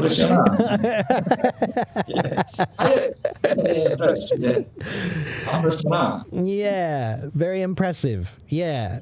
Well, you know what, Tomas, is I really think if I wanted to, and I do, but if I wanted to learn a language now, I know I could do it much more easily than I did when I was a kid. Especially now that the techniques that I use the things I'm teaching everybody, I know I could learn a basic conversational understanding of just about any language within a year. Maybe 6 months to a year. If I really focused and I use my techniques, then I think I can. I would like to do that at some point, but I still feel like I'm trying to keep my focus on my Chinese a little bit longer before I relax a bit. I'm good. I'm okay at my Chinese, but I don't feel like I'm on completely solid ground yet. Do you practice it? Yeah, I practice it when I teach. I have many Chinese students, and so sometimes what I'll do is I'll ask them to read something for me, and I'll say, can you translate that for me in Chinese so that I make sure they understand? And when they translate, it's also good for me because I learn, so sometimes I'll be like, oh, wait, I didn't know that's how you say that. Yeah, that is how you say that. That's right, yeah. Or I'll explain things in Chinese sometimes. And so I'm feeling more comfortable that I'm able to just express myself, and that's the level I want to get to. I think that the most important level to achieve with a language is just to feel comfortable that you can just pull things out of your mind and say them without thinking too much. You know, that's the level you need to feel. That's the level you need to achieve to feel comfortable about a language. Is just being able to say whatever's on your mind, let it come out. It seems to me you are on that level in Chinese, or not? Pretty much, but there are still some things I feel like I want to work on a little bit more. So I think maybe if I have another 6 months or so, maybe I'll feel like I'm there. I just recently got some of my old books out to review some things that I learned a long time ago or some things I didn't study yet to try to get to that level. So I'm pushing myself a little bit more. A friend of mine in Taiwan wrote a book about learning Chinese, and it's a very practical book. So a lot of the phrases in there are really good for me to learn.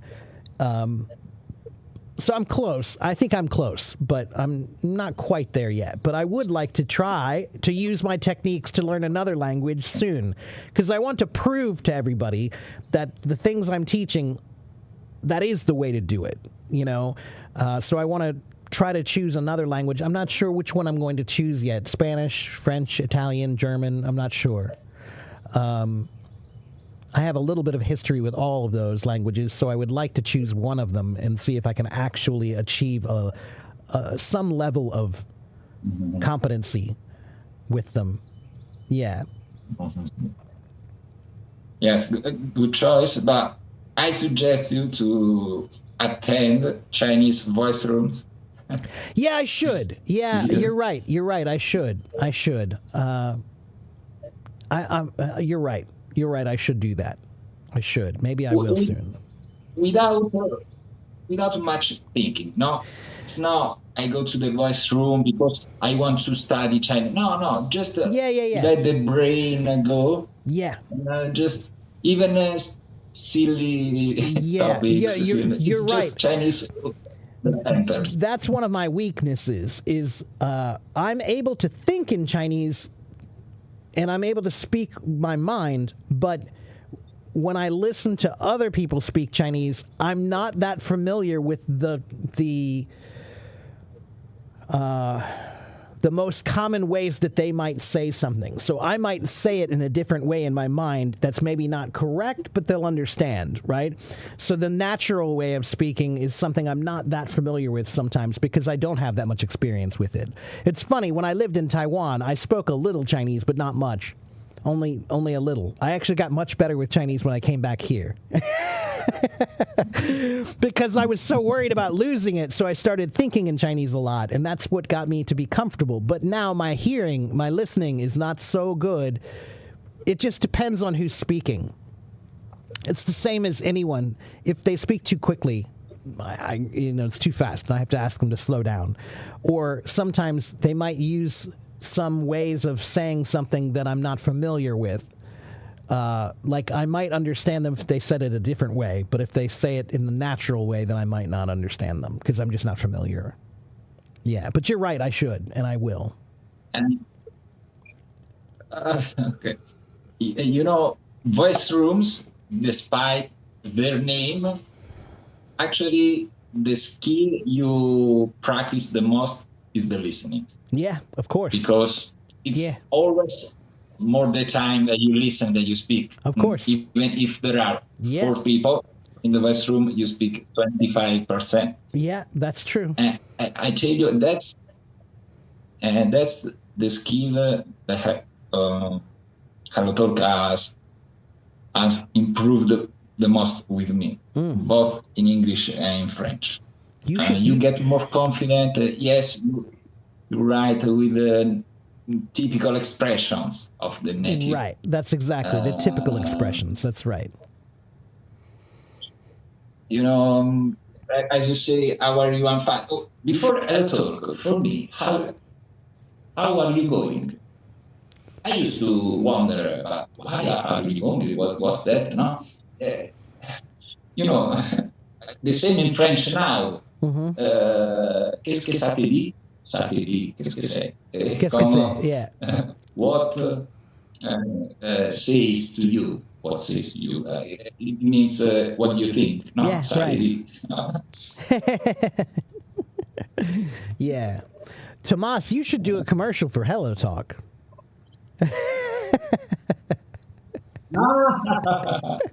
Yeah. They should do. They should do a commercial with you. I criticize many aspects, but generally a very good, positive experience. Yeah, me too. That's why I've been using it for so long. In general, I've had a great experience here. I've talked to thousands of people around the world, and nearly everyone, it's been great. Only a few, maybe not so great, but like I said, I told them this many, many years ago. I told them that I think that the value of this app is actually not just language learning, and that they should actually advertise that it's about meeting people from around the world in a new way that you've never done before. Because like Facebook, you can meet people from other countries on Facebook, but not easily. Like, you can't just search, I'm going to search for some Italian people or something. No, it's not easy, right? Or Instagram, same thing. Or Twitter, same thing. It's not easy to do that. But this one is designed for that, for finding people from other places. So sure, it's for language learning, but I think it's also for cultural exchange. And the one feature that they have not added yet, but I told them about it more than 2 years ago, and I really hope they do add it, is I want them to add a map that allows you to give a pinpoint to every person you've talked to in the world. Okay, that's interesting. Right? Wow. Wouldn't that be cool? Wouldn't that be really cool to say, like, today I think I want to talk to somebody in Timbuktu, or today I'm going to talk to somebody in South Africa or something, like I want to try to explore talking to people around the world more. And you can see your pinpoints of all the people you've talked to. I think that would make the app have a lot more value and a whole new way of looking at the app, like not just for language learning, but also for exploring the world. Yes, it gives you the image of interaction, cultural interaction. Exactly. Yeah, and just imagine if I was able to do that, and you could see how many people I've talked to in more than 10 years around the world. I wish I could see that. I wish I could see that. Yeah. Your mouth. Yeah, it would be all red. It'd be all red points. Yeah, you wouldn't be able to see the world. Yeah. Even in the oceans. Yeah. But like I said, that would be also cool because then you could see the places where you haven't talked to people that much, and you could try to talk to people from there more, right? So yeah, I think that would be. I really hope they add that sometime soon. They told me they were going to. But sometimes they tell me a lot of things. Easy. Now, you give me, if I can, I come up with the idea to share one experience. Sure. That I have about cultural exchange and cultural meetings, because after more than 1 year, I finally met in person the first contact of Hello Talk. It took more than 1 year for me. So I am 1 hour away from Rome, which is a main destination for tourism now. So all the world comes to Rome. Me too. I travel, so it may have happened to meet people easily, but actually didn't go that way. Guess where I happened the first contact in Hello No, not the first contact, where I first meet one of my contacts on a Hello Talk. Yes. Despite living close to Rome, despite traveling all over Europe and some parts in the world. Not in Rome. In the middle of the Indian Ocean. Oh, wow. Wow. That's interesting. How did that happen? In the Maldives Islands. Oh, wow. There are few users. I think they are 4 or 5 from Maldives.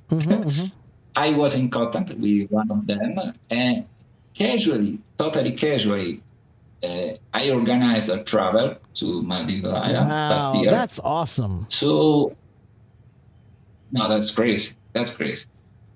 We met because she used to live in the main islands, because there are thousands of islands. But she lived in the main islands, like where you take the flight. No? So before leaving, we had a work and conversation. Well, that's amazing. That's another thing that I've told people too, is that Hello Talk is also very, very valuable if you're traveling anywhere in the world. Let's say you decide you want to go to Italy next year. Before you go to Italy, use Hello Talk and make some friends there. People you can meet when you go there, and they will tell you, oh yeah, let's go have a beer. Let's go. I'll take you to my favorite little restaurant. You know, travel is so, the tourist way of travel,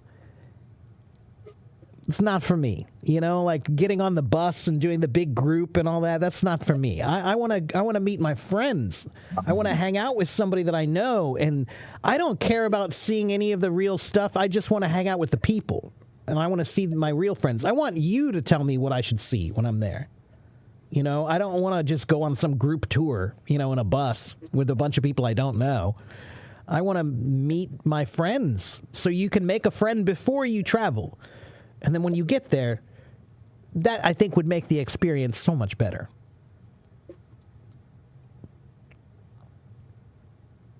Yes, there were already some sites. I know Couchsurfing. I used to. When I traveled USA, most part I couchsurfed. That's awesome. But even without being hosted, just as you said, just meeting. Right. In the day or in the evenings. Right. Yes. But now, Hello Talk, there is something more, because you practice the language, so you have a more an easier that's right. exchange. You can communicate more. That's right. Yeah. That's life. Hello Talk is part of our life. Yeah. Well, like I said, Tomas, I'm still trying to get the money together to make my trip to Europe, and I absolutely am going to come to Italy for sure. I definitely want to go to Spain and Italy and Germany. If I think I can afford those 3, and if I can, I want to try to go to at least one more, but I'm not sure which one yet. It might be Morocco, because I might want to try something different, but maybe I'll go to France because it's France. That's a busy schedule, Mark. I know. Yeah, I know it is. Yeah. Which is also why, like I said, I need a lot of money. I'm hoping for a month. Yeah, so at least 1 week in each place, you know, but if I can afford more, then I'll do more. Yeah. We will talk about Mark. Okay. We will talk because I already thinking of cutting some countries. Okay. All right. Because 1 week per country. I know, it's too fast. You may do. I know. I know, but again, You know, Tomas, okay. what I want though is, do I want to see all of the sites? Sure, but what I want to see more is I just want to see the culture, right? So for me, if I go someplace, the two most important things to me are the food and the music. So I want to try foods. I want to go to restaurants. I want to, go to somebody's house for dinner. I want to go to a local jazz club. I want to go to see a local rock band. I want to see that kind of stuff. That's what interests me when I'm traveling. Sure. Do I want to see the Eiffel Tower? Yeah, sure, great. But I've seen it on TV many, many times.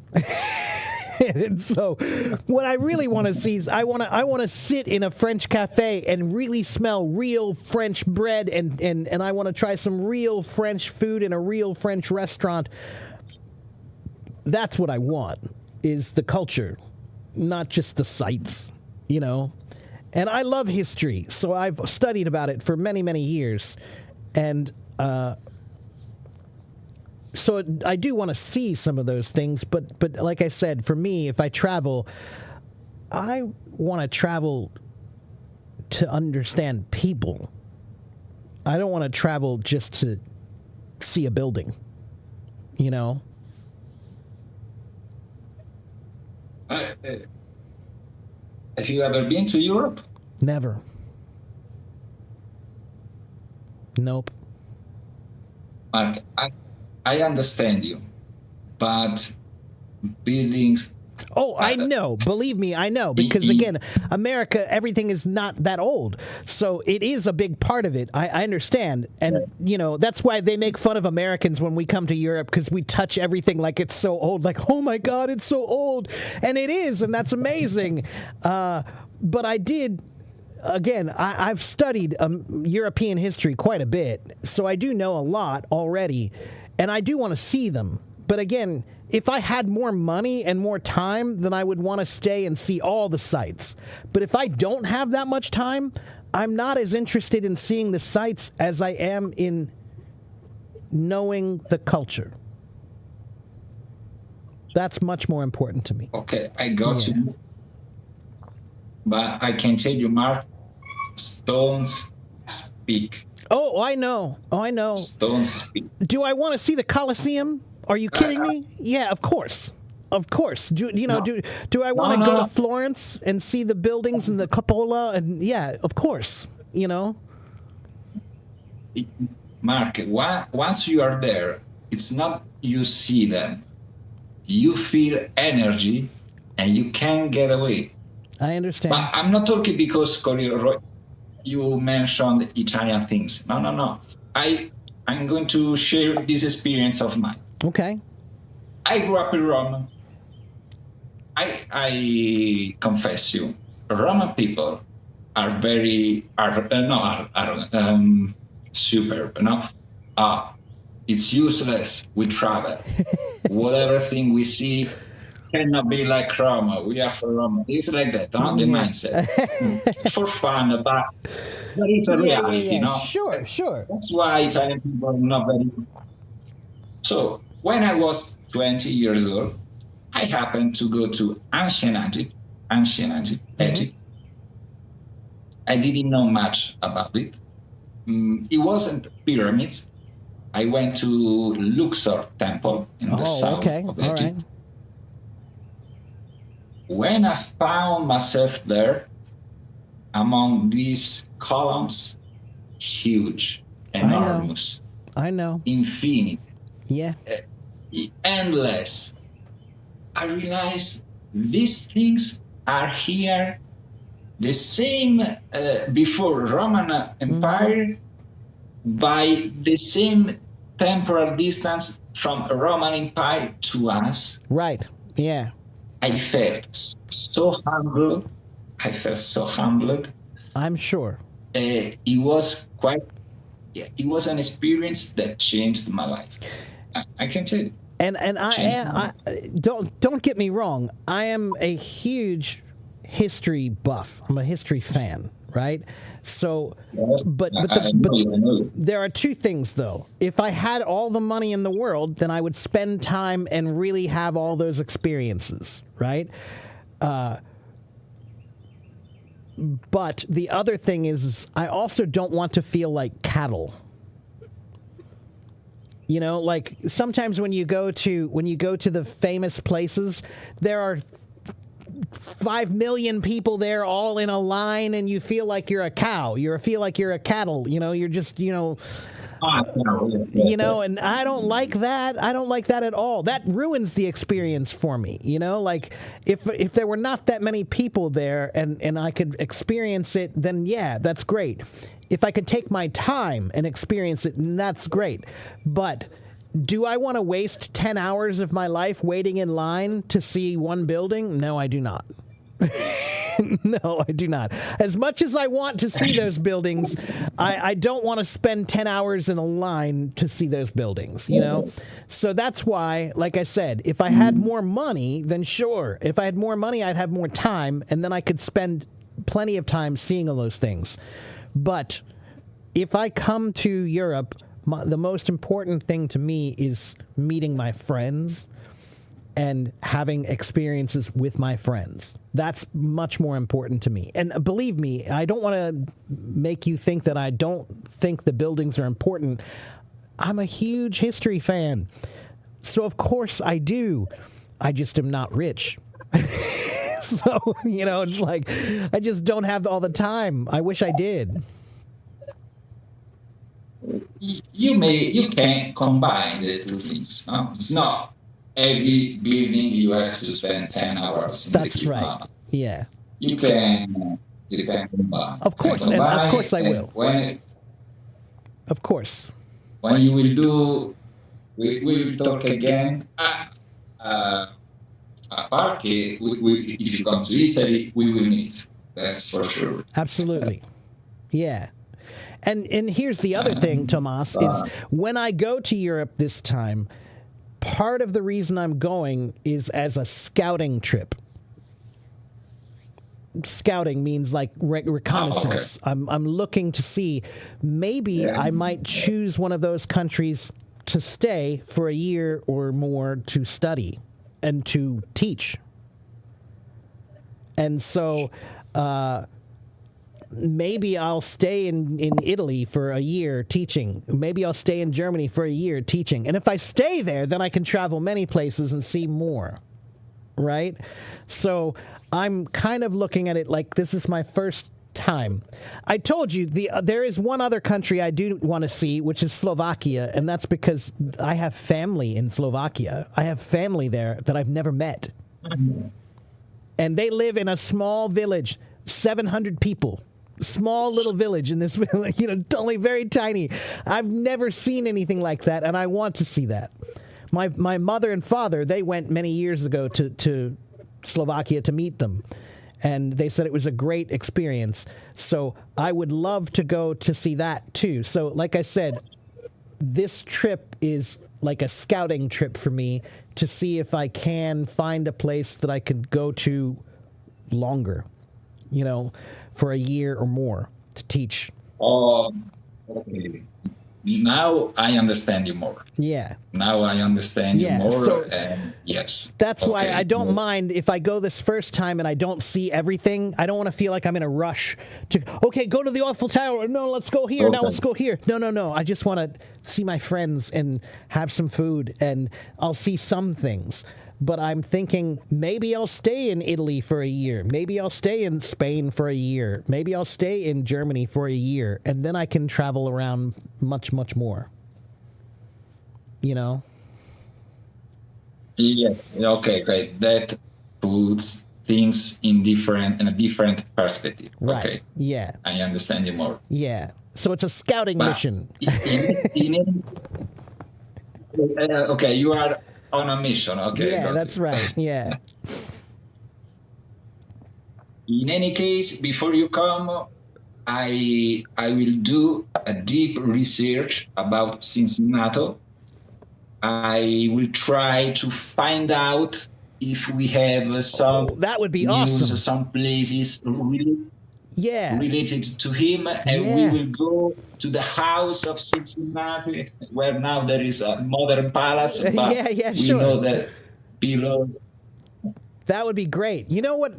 I read about him many years ago, and one of the great things about him was they made him emperor, right? They made him like ruler, right? And he won this great battle, and then a week later he gave up being emperor and went back to being a farmer. And that is amazing. That's amazing that he actually gave up his power just to go back to being a regular guy.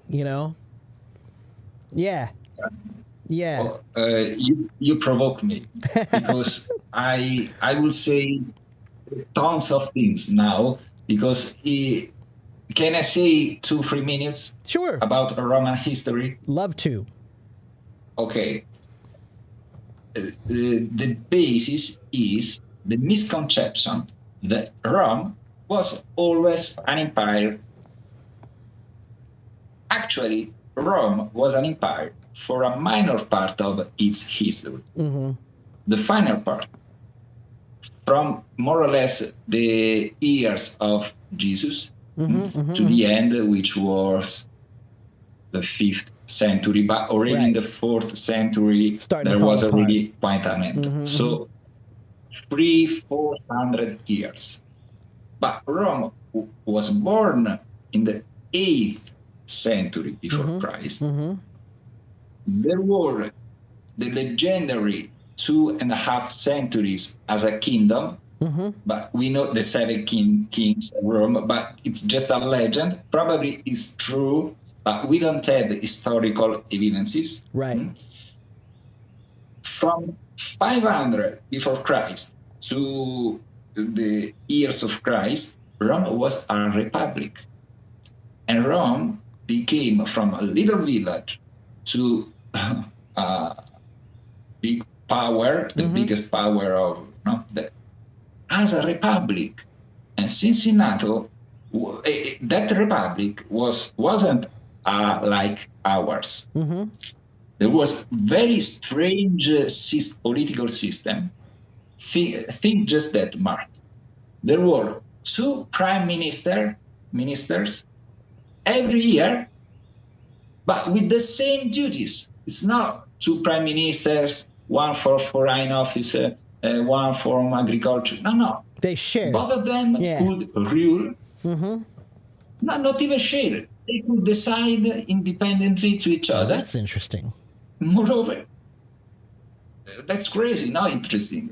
Moreover, you will say that doesn't work. That is not going to work. With this system, Rome became from little village the biggest power in the world. And that's why Cincinnati, they were called consuls. They were the consuls. Right. And that's why you were elected 1 year. You were the ruler, not the emperor, the ruler. And afterwards, why? Because Rome had a strong ethic.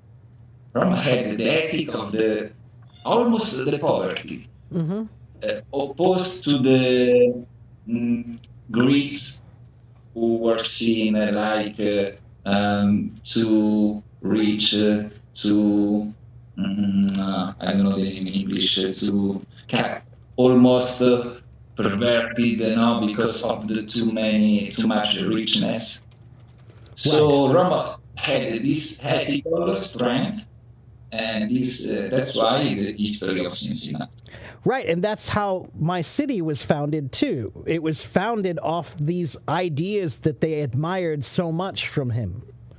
And again, when they came here, we have the 7 hills of Cincinnati, just like the 7 hills of Rome is, like outside, right?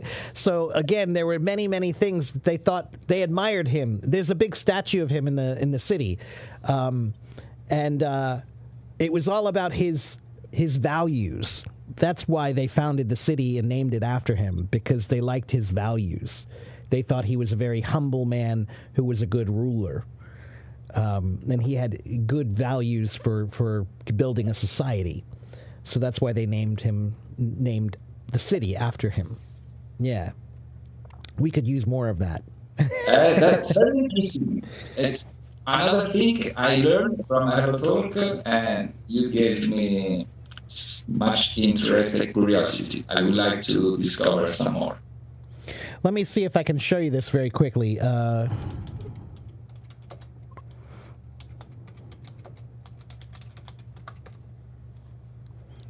Take a look at this.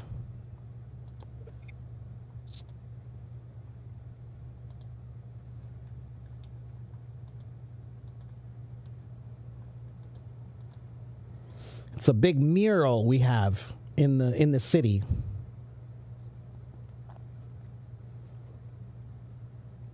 It's a painting or a picture? Yeah, it's a painting. It's a painting on the building. Yeah, Cincinnatus, and you can see it's this big mural. We call it a mural, and right up there, 519 BC, 439 BC, Cincinnatus. Right, so we have that, and we also have a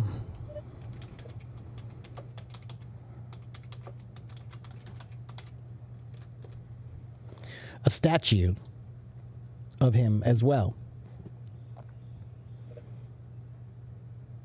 Yeah. So anyway, yeah. Again, it's funny because I think most people here don't even know who he is. And don't know anything about him. They don't know anything about him, but I think it's a great story. I'm sure. Yeah. Yes, we will find out some more. Yeah, something definitely. More. I would love that. I'm so happy you say that because I would love that very much. Tomas, I'm going to let you go because I want to talk to a couple more people. But, man, it was so good to talk to you today. It was really, really good to talk to you. And the connection is so good today. The connection is so good. I can see you so clearly and hear you so clearly. It's great. Oh, good. Yeah. And yes, it was the right day. Thank you, Mark. Thank you for spending your time with me. Thank you for spending your time. Audience. Yeah, thank you. Yeah, it was my pleasure, man. Really. Okay. Yeah. Thank you. I will see you next time. In touch. And we'll talk soon because, again, I need to figure out my plans for Europe sometime soon. I need to figure that out soon. Oh, whenever you want, I will help, for sure. Thank you, my friend. All right, Tomas. I'll see you next time. Grazie mille. Bye-bye, my Grazie friend. a te. Grazie. Okay, let's see. We've got a few more people who want to talk to me. I want to talk to this Mahdi because I'm trying to figure out which Mahdi it is. Mahdi, come on back up here. I know so many Mahdis. Which Mahdi am I talking to? Hello, Mahdi, can you hear me? Hello, how are you doing? Can you hear me? Yes, I can. Hello, my friend. How are you? Thank you so much. I'm Mahdi from Iran, and I'm 23 years old. Now I'm graduated from nutrition science at bachelor's degree, and now I'm preparing for my university entrance exam for master's degree. Wow. Which is a little hard exam, and it's around exactly next week I will have done it. Yes. Wow. Well, congratulations to you. Yeah, thank you. You're welcome. So did you have something you wanted to ask me about for your exam, or did you just want to chat? I think 2 weeks or 2 weeks ago, I met you and you were drumming, and me and one of my friends. Oh yeah. Were a little, challenging you with some Iranian songs, and and that was a very exciting experience. And I saw that this song also is very hard for Iranian drummers, and we wanted to see if other people have some challenges with that, and we saw that yes, it's Yeah, challenging that for song I remember probably now. everyone. That one was a hard. Well, I could play that song, but what I love to Yes. do is I love to play music that I've never heard before, and I just try to use my ears to try to. Can I do this without knowing it at all? And sometimes I can, but some songs you can't. Some songs there are Yeah. too many stops and too many changes that you must know in order to play the song well.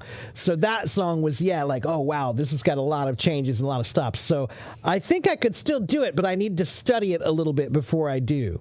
Yeah. Yeah. But that was a Yeah. good challenge. That was a good challenge.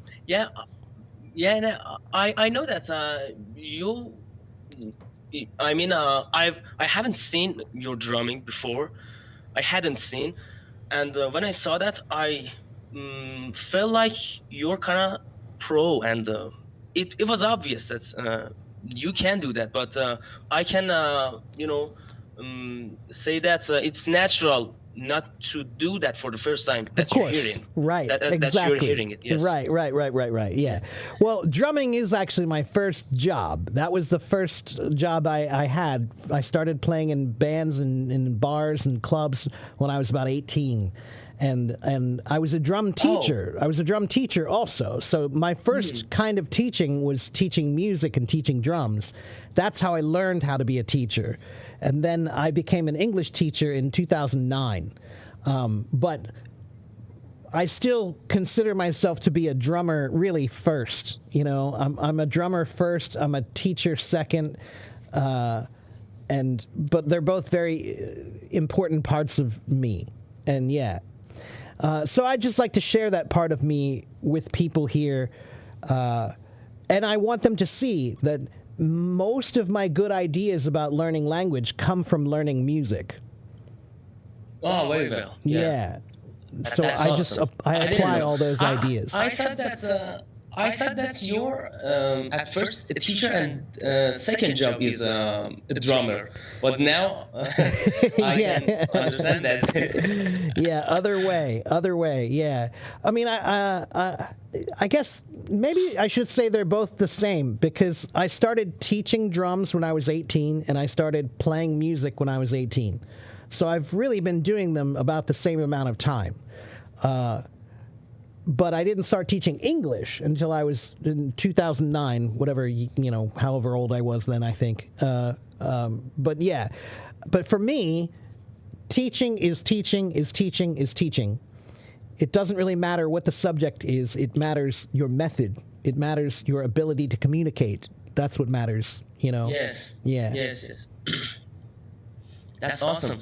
I had a challenge to come up to the stage because I haven't made my account a premium account and a VIP account, and suddenly it kicked me out of Yeah. your live, Yeah.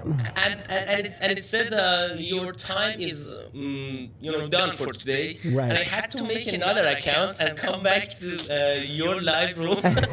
Yeah, I know. That's what they do. And I didn't think I can reach you, but I saw that you're still talking to our Italian guy, and I was very happy. Yep, I'm still here. Yes. Yep.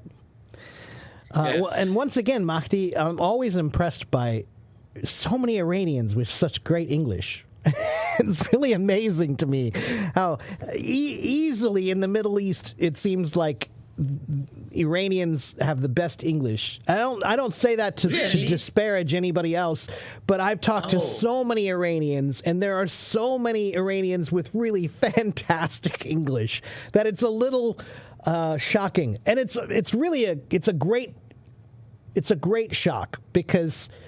Yes. Americans and Iranians, we don't get to talk to each other enough. We don't get to talk to each other enough. And if we did, I think we would have fewer problems, and I think we all have a lot of ideas in our head about how everybody is, So that's one of the best things that's happened to me on Hello Talk is that I've had a chance to meet so many people from Iran, and and they're so nice, and their English is so good, and yeah, it's very it's mind blowing. Mind blowing, That's so kind Yeah. of you. You know. That's so kind of you. Yeah, we Iranian people, some of us really love, United States and Hollywood movies and their culture. And also, for example, my brother immigrated last year for studying in the U.S. and he's studying civil engineering with his Wow. wife. Yes, and you know. Um, at the time that he was leaving, he said to my mom several times that Mahdi talks better than me. And I think for maybe after 6 months that he was in the US, he still told that. But I think now it would be challenging to, compete with him because now he's living 1 year and 4 months there. So I think now he's better than me. But Could be. I love learning English, and it's I think 3 years that I'm learning it, and I attended at a TOEFL class, and after that another TOEFL class, and now I'm attending in some general English classes, which I met one awesome guy, Dr. Aryanpur, which has a very good institute for learning English. That's great. And yeah, and I graduated from my high school, which is called Alavi School, and after 3 or 4 years, I got I got an alumni guy, which helped the school to hold some classes, some English classes for other alumni, and so I kind of like now I'm kind of like an assistant for Dr. Aryanpur, and Wow. he's one of the best teachers. Yeah, he's one of the best teachers of English language in Iran, and That's amazing. he yeah, really, he has traveled in so many countries, in India, in UK, and he is kind of overwhelmed with the American accent, and he was kind of like a representative and a candidate from Iran to Oxford University. He's Wow. full of knowledge, and some of those British guys said that you're talking better than us, Right. and Yeah. it was shocking for us. That's Yes. amazing. And they started asking him with their British accent that Dr. Ayampour, why don't you, for example, learn a British accent? And he said, because I love American accent. Yeah, there's another Iranian guy on here named Brun who he follows me often, and his English is amazing as well. And he has a perfect British accent, and I know he thinks the British accent is the better one. And the only difference, I'll tell you the only difference. If you go to England, there will be many people who will say the American accent is bad and the British accent is the only accent. But if you go to America, nobody cares. We don't care what accent you have. You can have a British accent. You can have an American accent. We don't care. Whichever one is fine. Uh-oh, did I lose you, Mahdi? What happened, Mahdi? Are you there?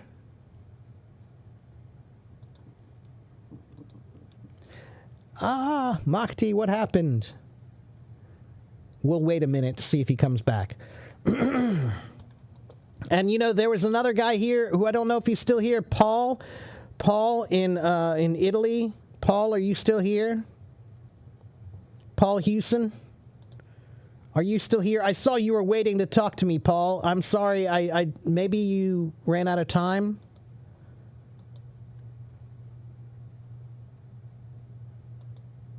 Paul, what happened to you? Well, I wanted to bring you up and talk to you. I'm sorry I didn't get time to, Paul. I hope you can come back another time. Oh, there he is. He's here. Paul's here. Okay, Paul was waiting for a while, so I'm going to bring Paul up, and we'll keep Makti on the screen here, and maybe he'll come back. But let me see if I can talk to Paul for a minute.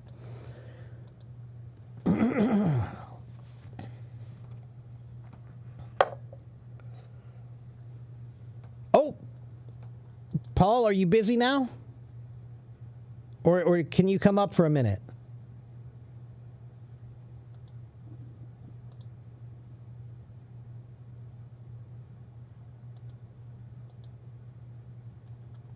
Oh, there's Makti. He's back. Oh, He's back. Hey, I'm back. Yes.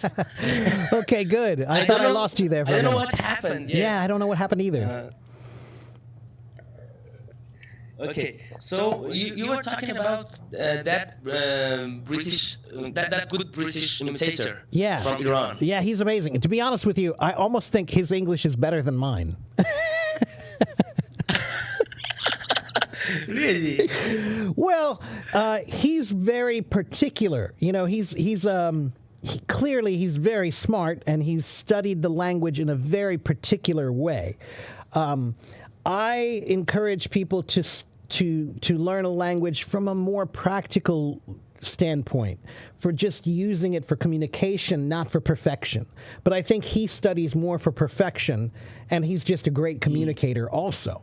But as a teacher, I can tell you that most students just aren't that way. Most students are not able to focus to learn something so precisely. It takes a special kind of student to be able to do that.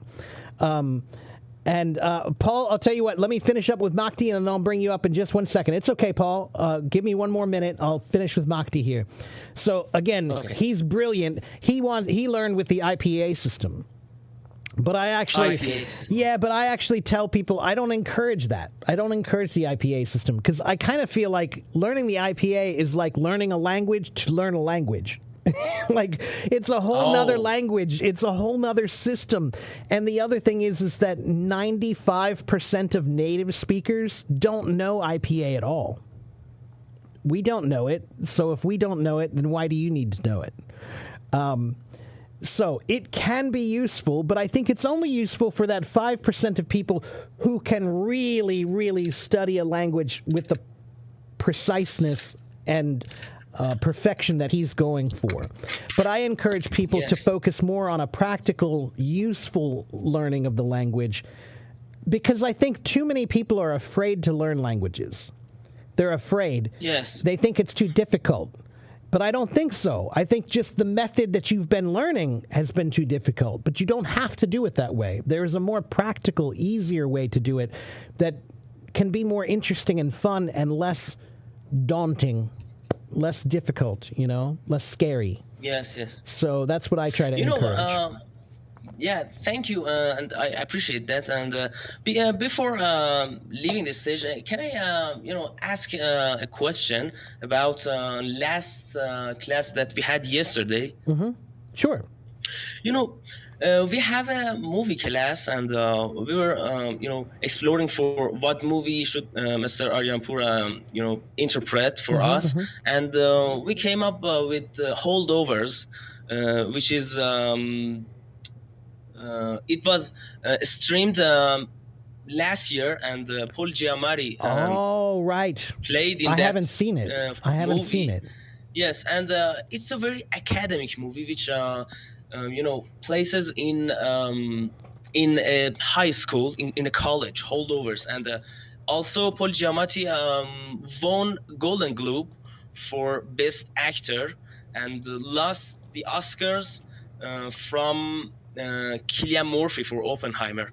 And it's a very rich movie with professional vocabularies, and we are at the third session, and we just had interpretation for 11 minutes, and it's a very rich movie for vocabulary. And I wanted to ask in a slang that Paul Giamatti here uses.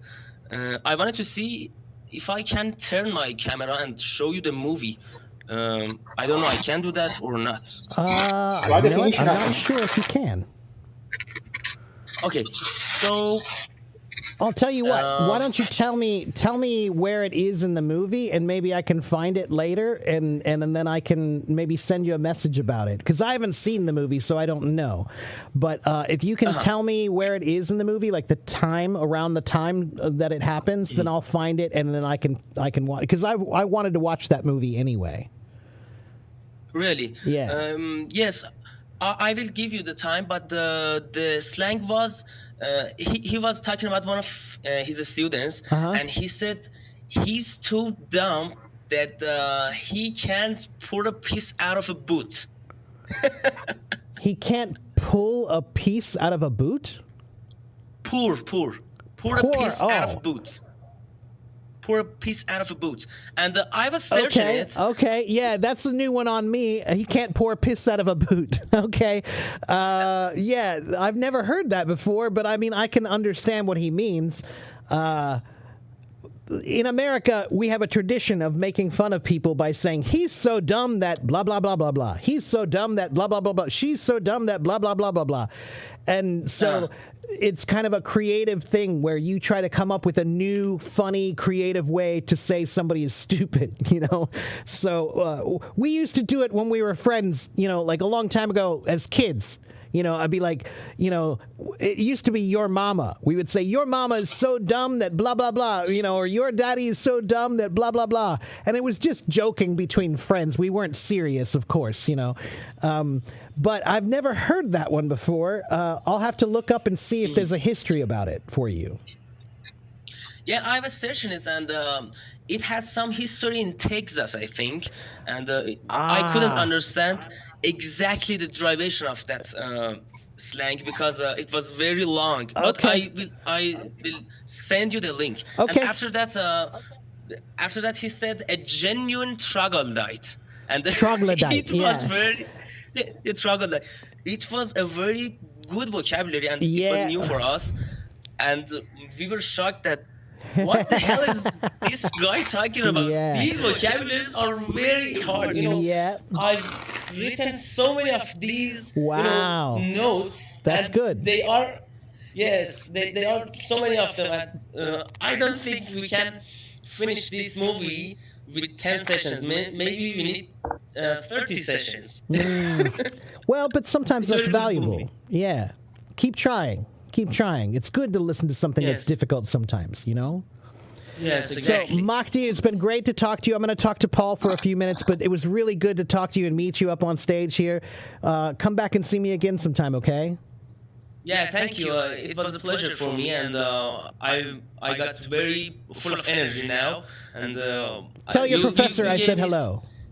Yeah, you gave me some motivation, and sorry, sir, for taking your time. Mr. Paul, the stage is yours, and have a good day. All right. Thank you very much, Mahdi. I'll see you next time. Take Have a care. good day.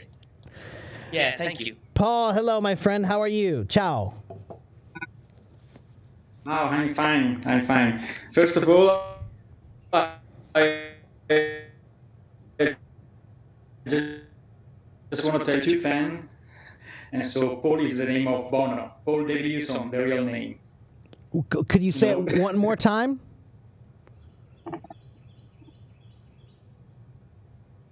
Bono, do you know the YouTube band? Oh, Bono. Irish band? Sure. Yeah. Bono. YouTube. Bono. Okay. His real name is Paul Davidson. Oh, well, I didn't And know since that. I'm a big fan, Ah, okay. All right. but I my love real you name too. is Paolo. Paolo, okay. My father's name is Paul. Okay. My Me father's too. name is also Paul. Okay. Yeah. So, okay, well, that's cool. Yeah, I like you too also. What? Sorry? I like you too also. Okay. Thank you. And do you appreciate, since you are a drummer, the Larry Mullen Jr. as a drummer? He's great. Yeah, actually, the first record I bought when I was a teenager, when I started playing the drums, I went to a music store and I said, "What's a good record for drums?" And the guy said, "Oh, this is a good one." It was U2 War. Great record. Great record. Yeah, you know.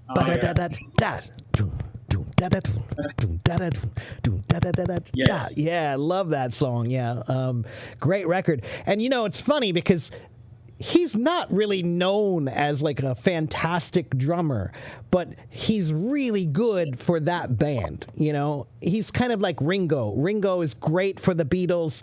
He's not great for everyone, but he's great for the Beatles. And Larry Mullen is not great for everyone, but he's great for U2. And actually, he has played on a lot of soundtracks, a lot of movie soundtracks he's done. Yeah. Yes, and the same you can say the same. You can say the same about the age, the guitar player. He's not maybe the best That's right. Yeah. guitar man of the world. His style is very particular for the two for that sound. Yeah. I'm sorry for my English, but I No, you're doing great. just trying to improve it. You're doing great. Yeah. You're very kind. One of the first bands that I ever played in, the guitar player in that band, he's a huge U2 fan. Huge U2 fan. And I probably have played in 6 or 7 different bands with him over many, many years. And every band we were in, we do lots of U2 songs, you know. So I've had lots of experience. Oh, look at you. Yeah, that's great. Yeah. That's awesome. That's great. Yeah. And I love I'm a bigger fan of their early music. I love their early records. You know, their later stuff is good, but I liked when they sounded more natural, you know. They weren't trying to overproduce everything too much. But that's true for all bands. Like, I think music just became too clean, too overproduced. Not enough raw energy, you know. But those first few records, you know, man, those are such great records. Yeah. Like Under a Broader Sky, that was the live in Denver. Mm-hmm. That was one of the best. Oh, wow. And in 1983, I was there in Denver for a trip, and I didn't know to go into how the name now, the Red Rocks. I was just going to say Red Rocks, right. Where they play. I arrived there, but I didn't know to go there, and so my surprise was great because it beautiful was, place, right? It's such a beautiful place to see music. Yeah, it's amazing. Yeah, it was a beautiful day. That's right. That's another great song from them. That's one of my favorites. That's actually one of my favorite songs from them. I used to really love playing that song. Maybe I'll play that song later today. I haven't played that in a long time. Okay. Okay. In Italy, we have one of the best cover band of U2 called Actum Babies. Oh, and okay. They play around Europe. They are very, very famous too. I think that they do that as a job. At first time, it was just an hobby. I think I've heard of them actually. Actum Babies, yes. Yeah, I've heard of them. Yeah. And they are from different parts from Italy. One from Milan, one from Rome, and they have this group, and they do that from some years, a lot of years. That's great. And so it's good for we that we are big fans to hear almost the same sound and almost, but it's not the same, but. It's a good thing. Where are you in Italy? Are you in Rome or where are you? Milan, Florence?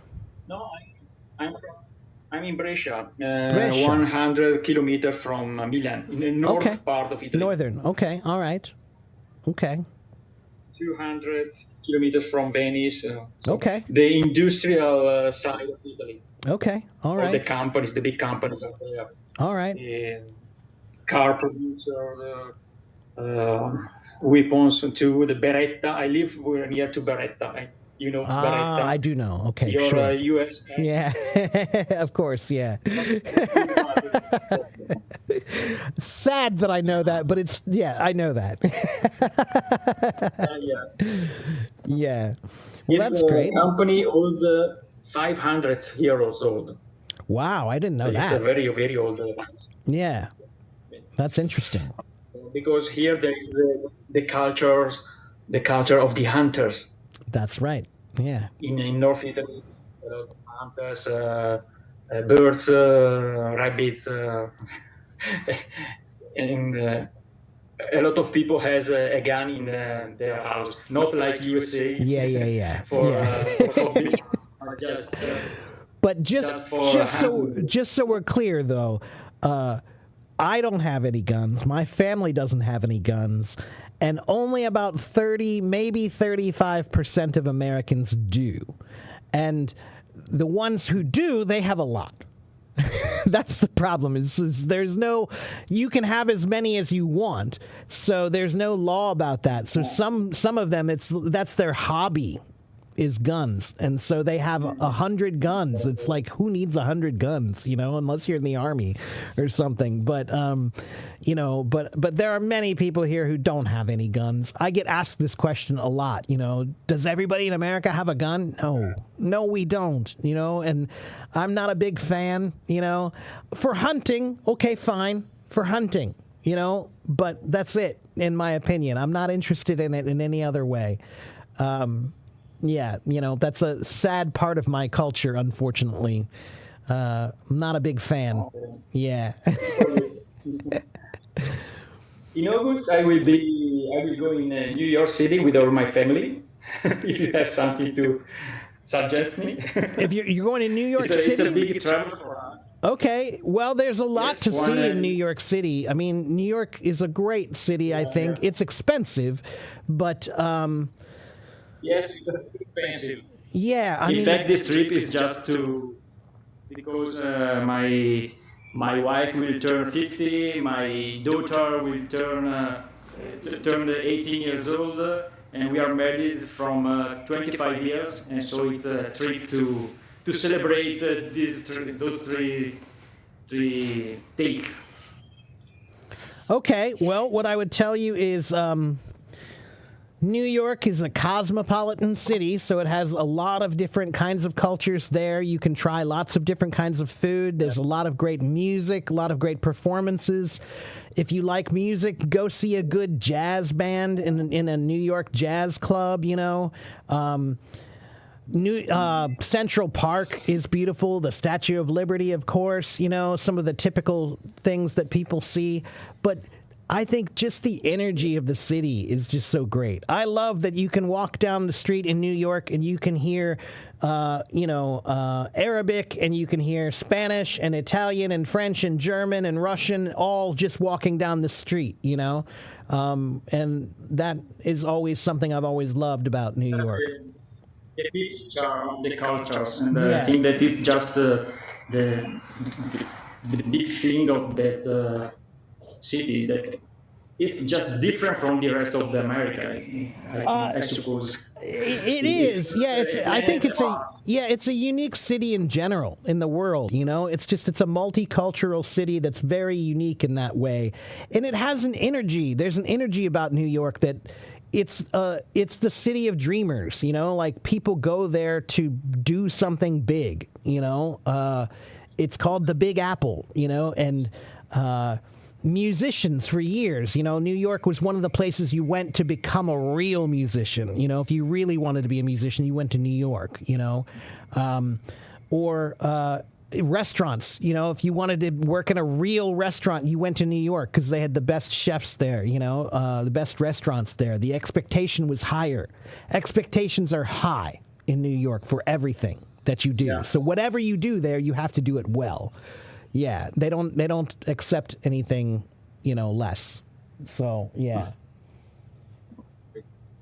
Somebody was asking, so it says 32% of U.S. adults say they personally own a gun. I lost him. Paul, I guess maybe we lost the time. Well, Paul, it was great to talk to you. I'm sorry I ran out of time with you, but it was nice to talk to you at least. So again, yeah, I was close. It's about 32% of Americans say that they actually have one. A slightly larger percent say that they live in a house where there is one, right? So maybe about 44% people say that they don't have one, but maybe there's one in their house. You know, maybe their father has one or something like that. Okay, hey, listen, guys. I've been here for 2 hours and 45 minutes. I've been here for 2 hours and 45 minutes, and my throat is actually starting to get scratchy. So, I'm going to have to go soon, but I think I'm going to try to play a song before I go. I'll do Paul's Beautiful Day because it's a great song. So can you guys give me a minute and then I'll play a song for you guys? How about that? Okay, give me 1 minute and then I'll play a song for you guys. And I know everybody wants to talk to me. I wish I could talk to everybody every day, but I only have so much time. Okay, so give me a few minutes, and then I'll be back on my drums, and I'll play here for you. Okay, just one song, And my YouTube channel, I'm going to go ahead and end now because I don't like to play my songs on YouTube because then they just get muted because it's copyright and everything. Okay, so if you're on YouTube and you still want to see me come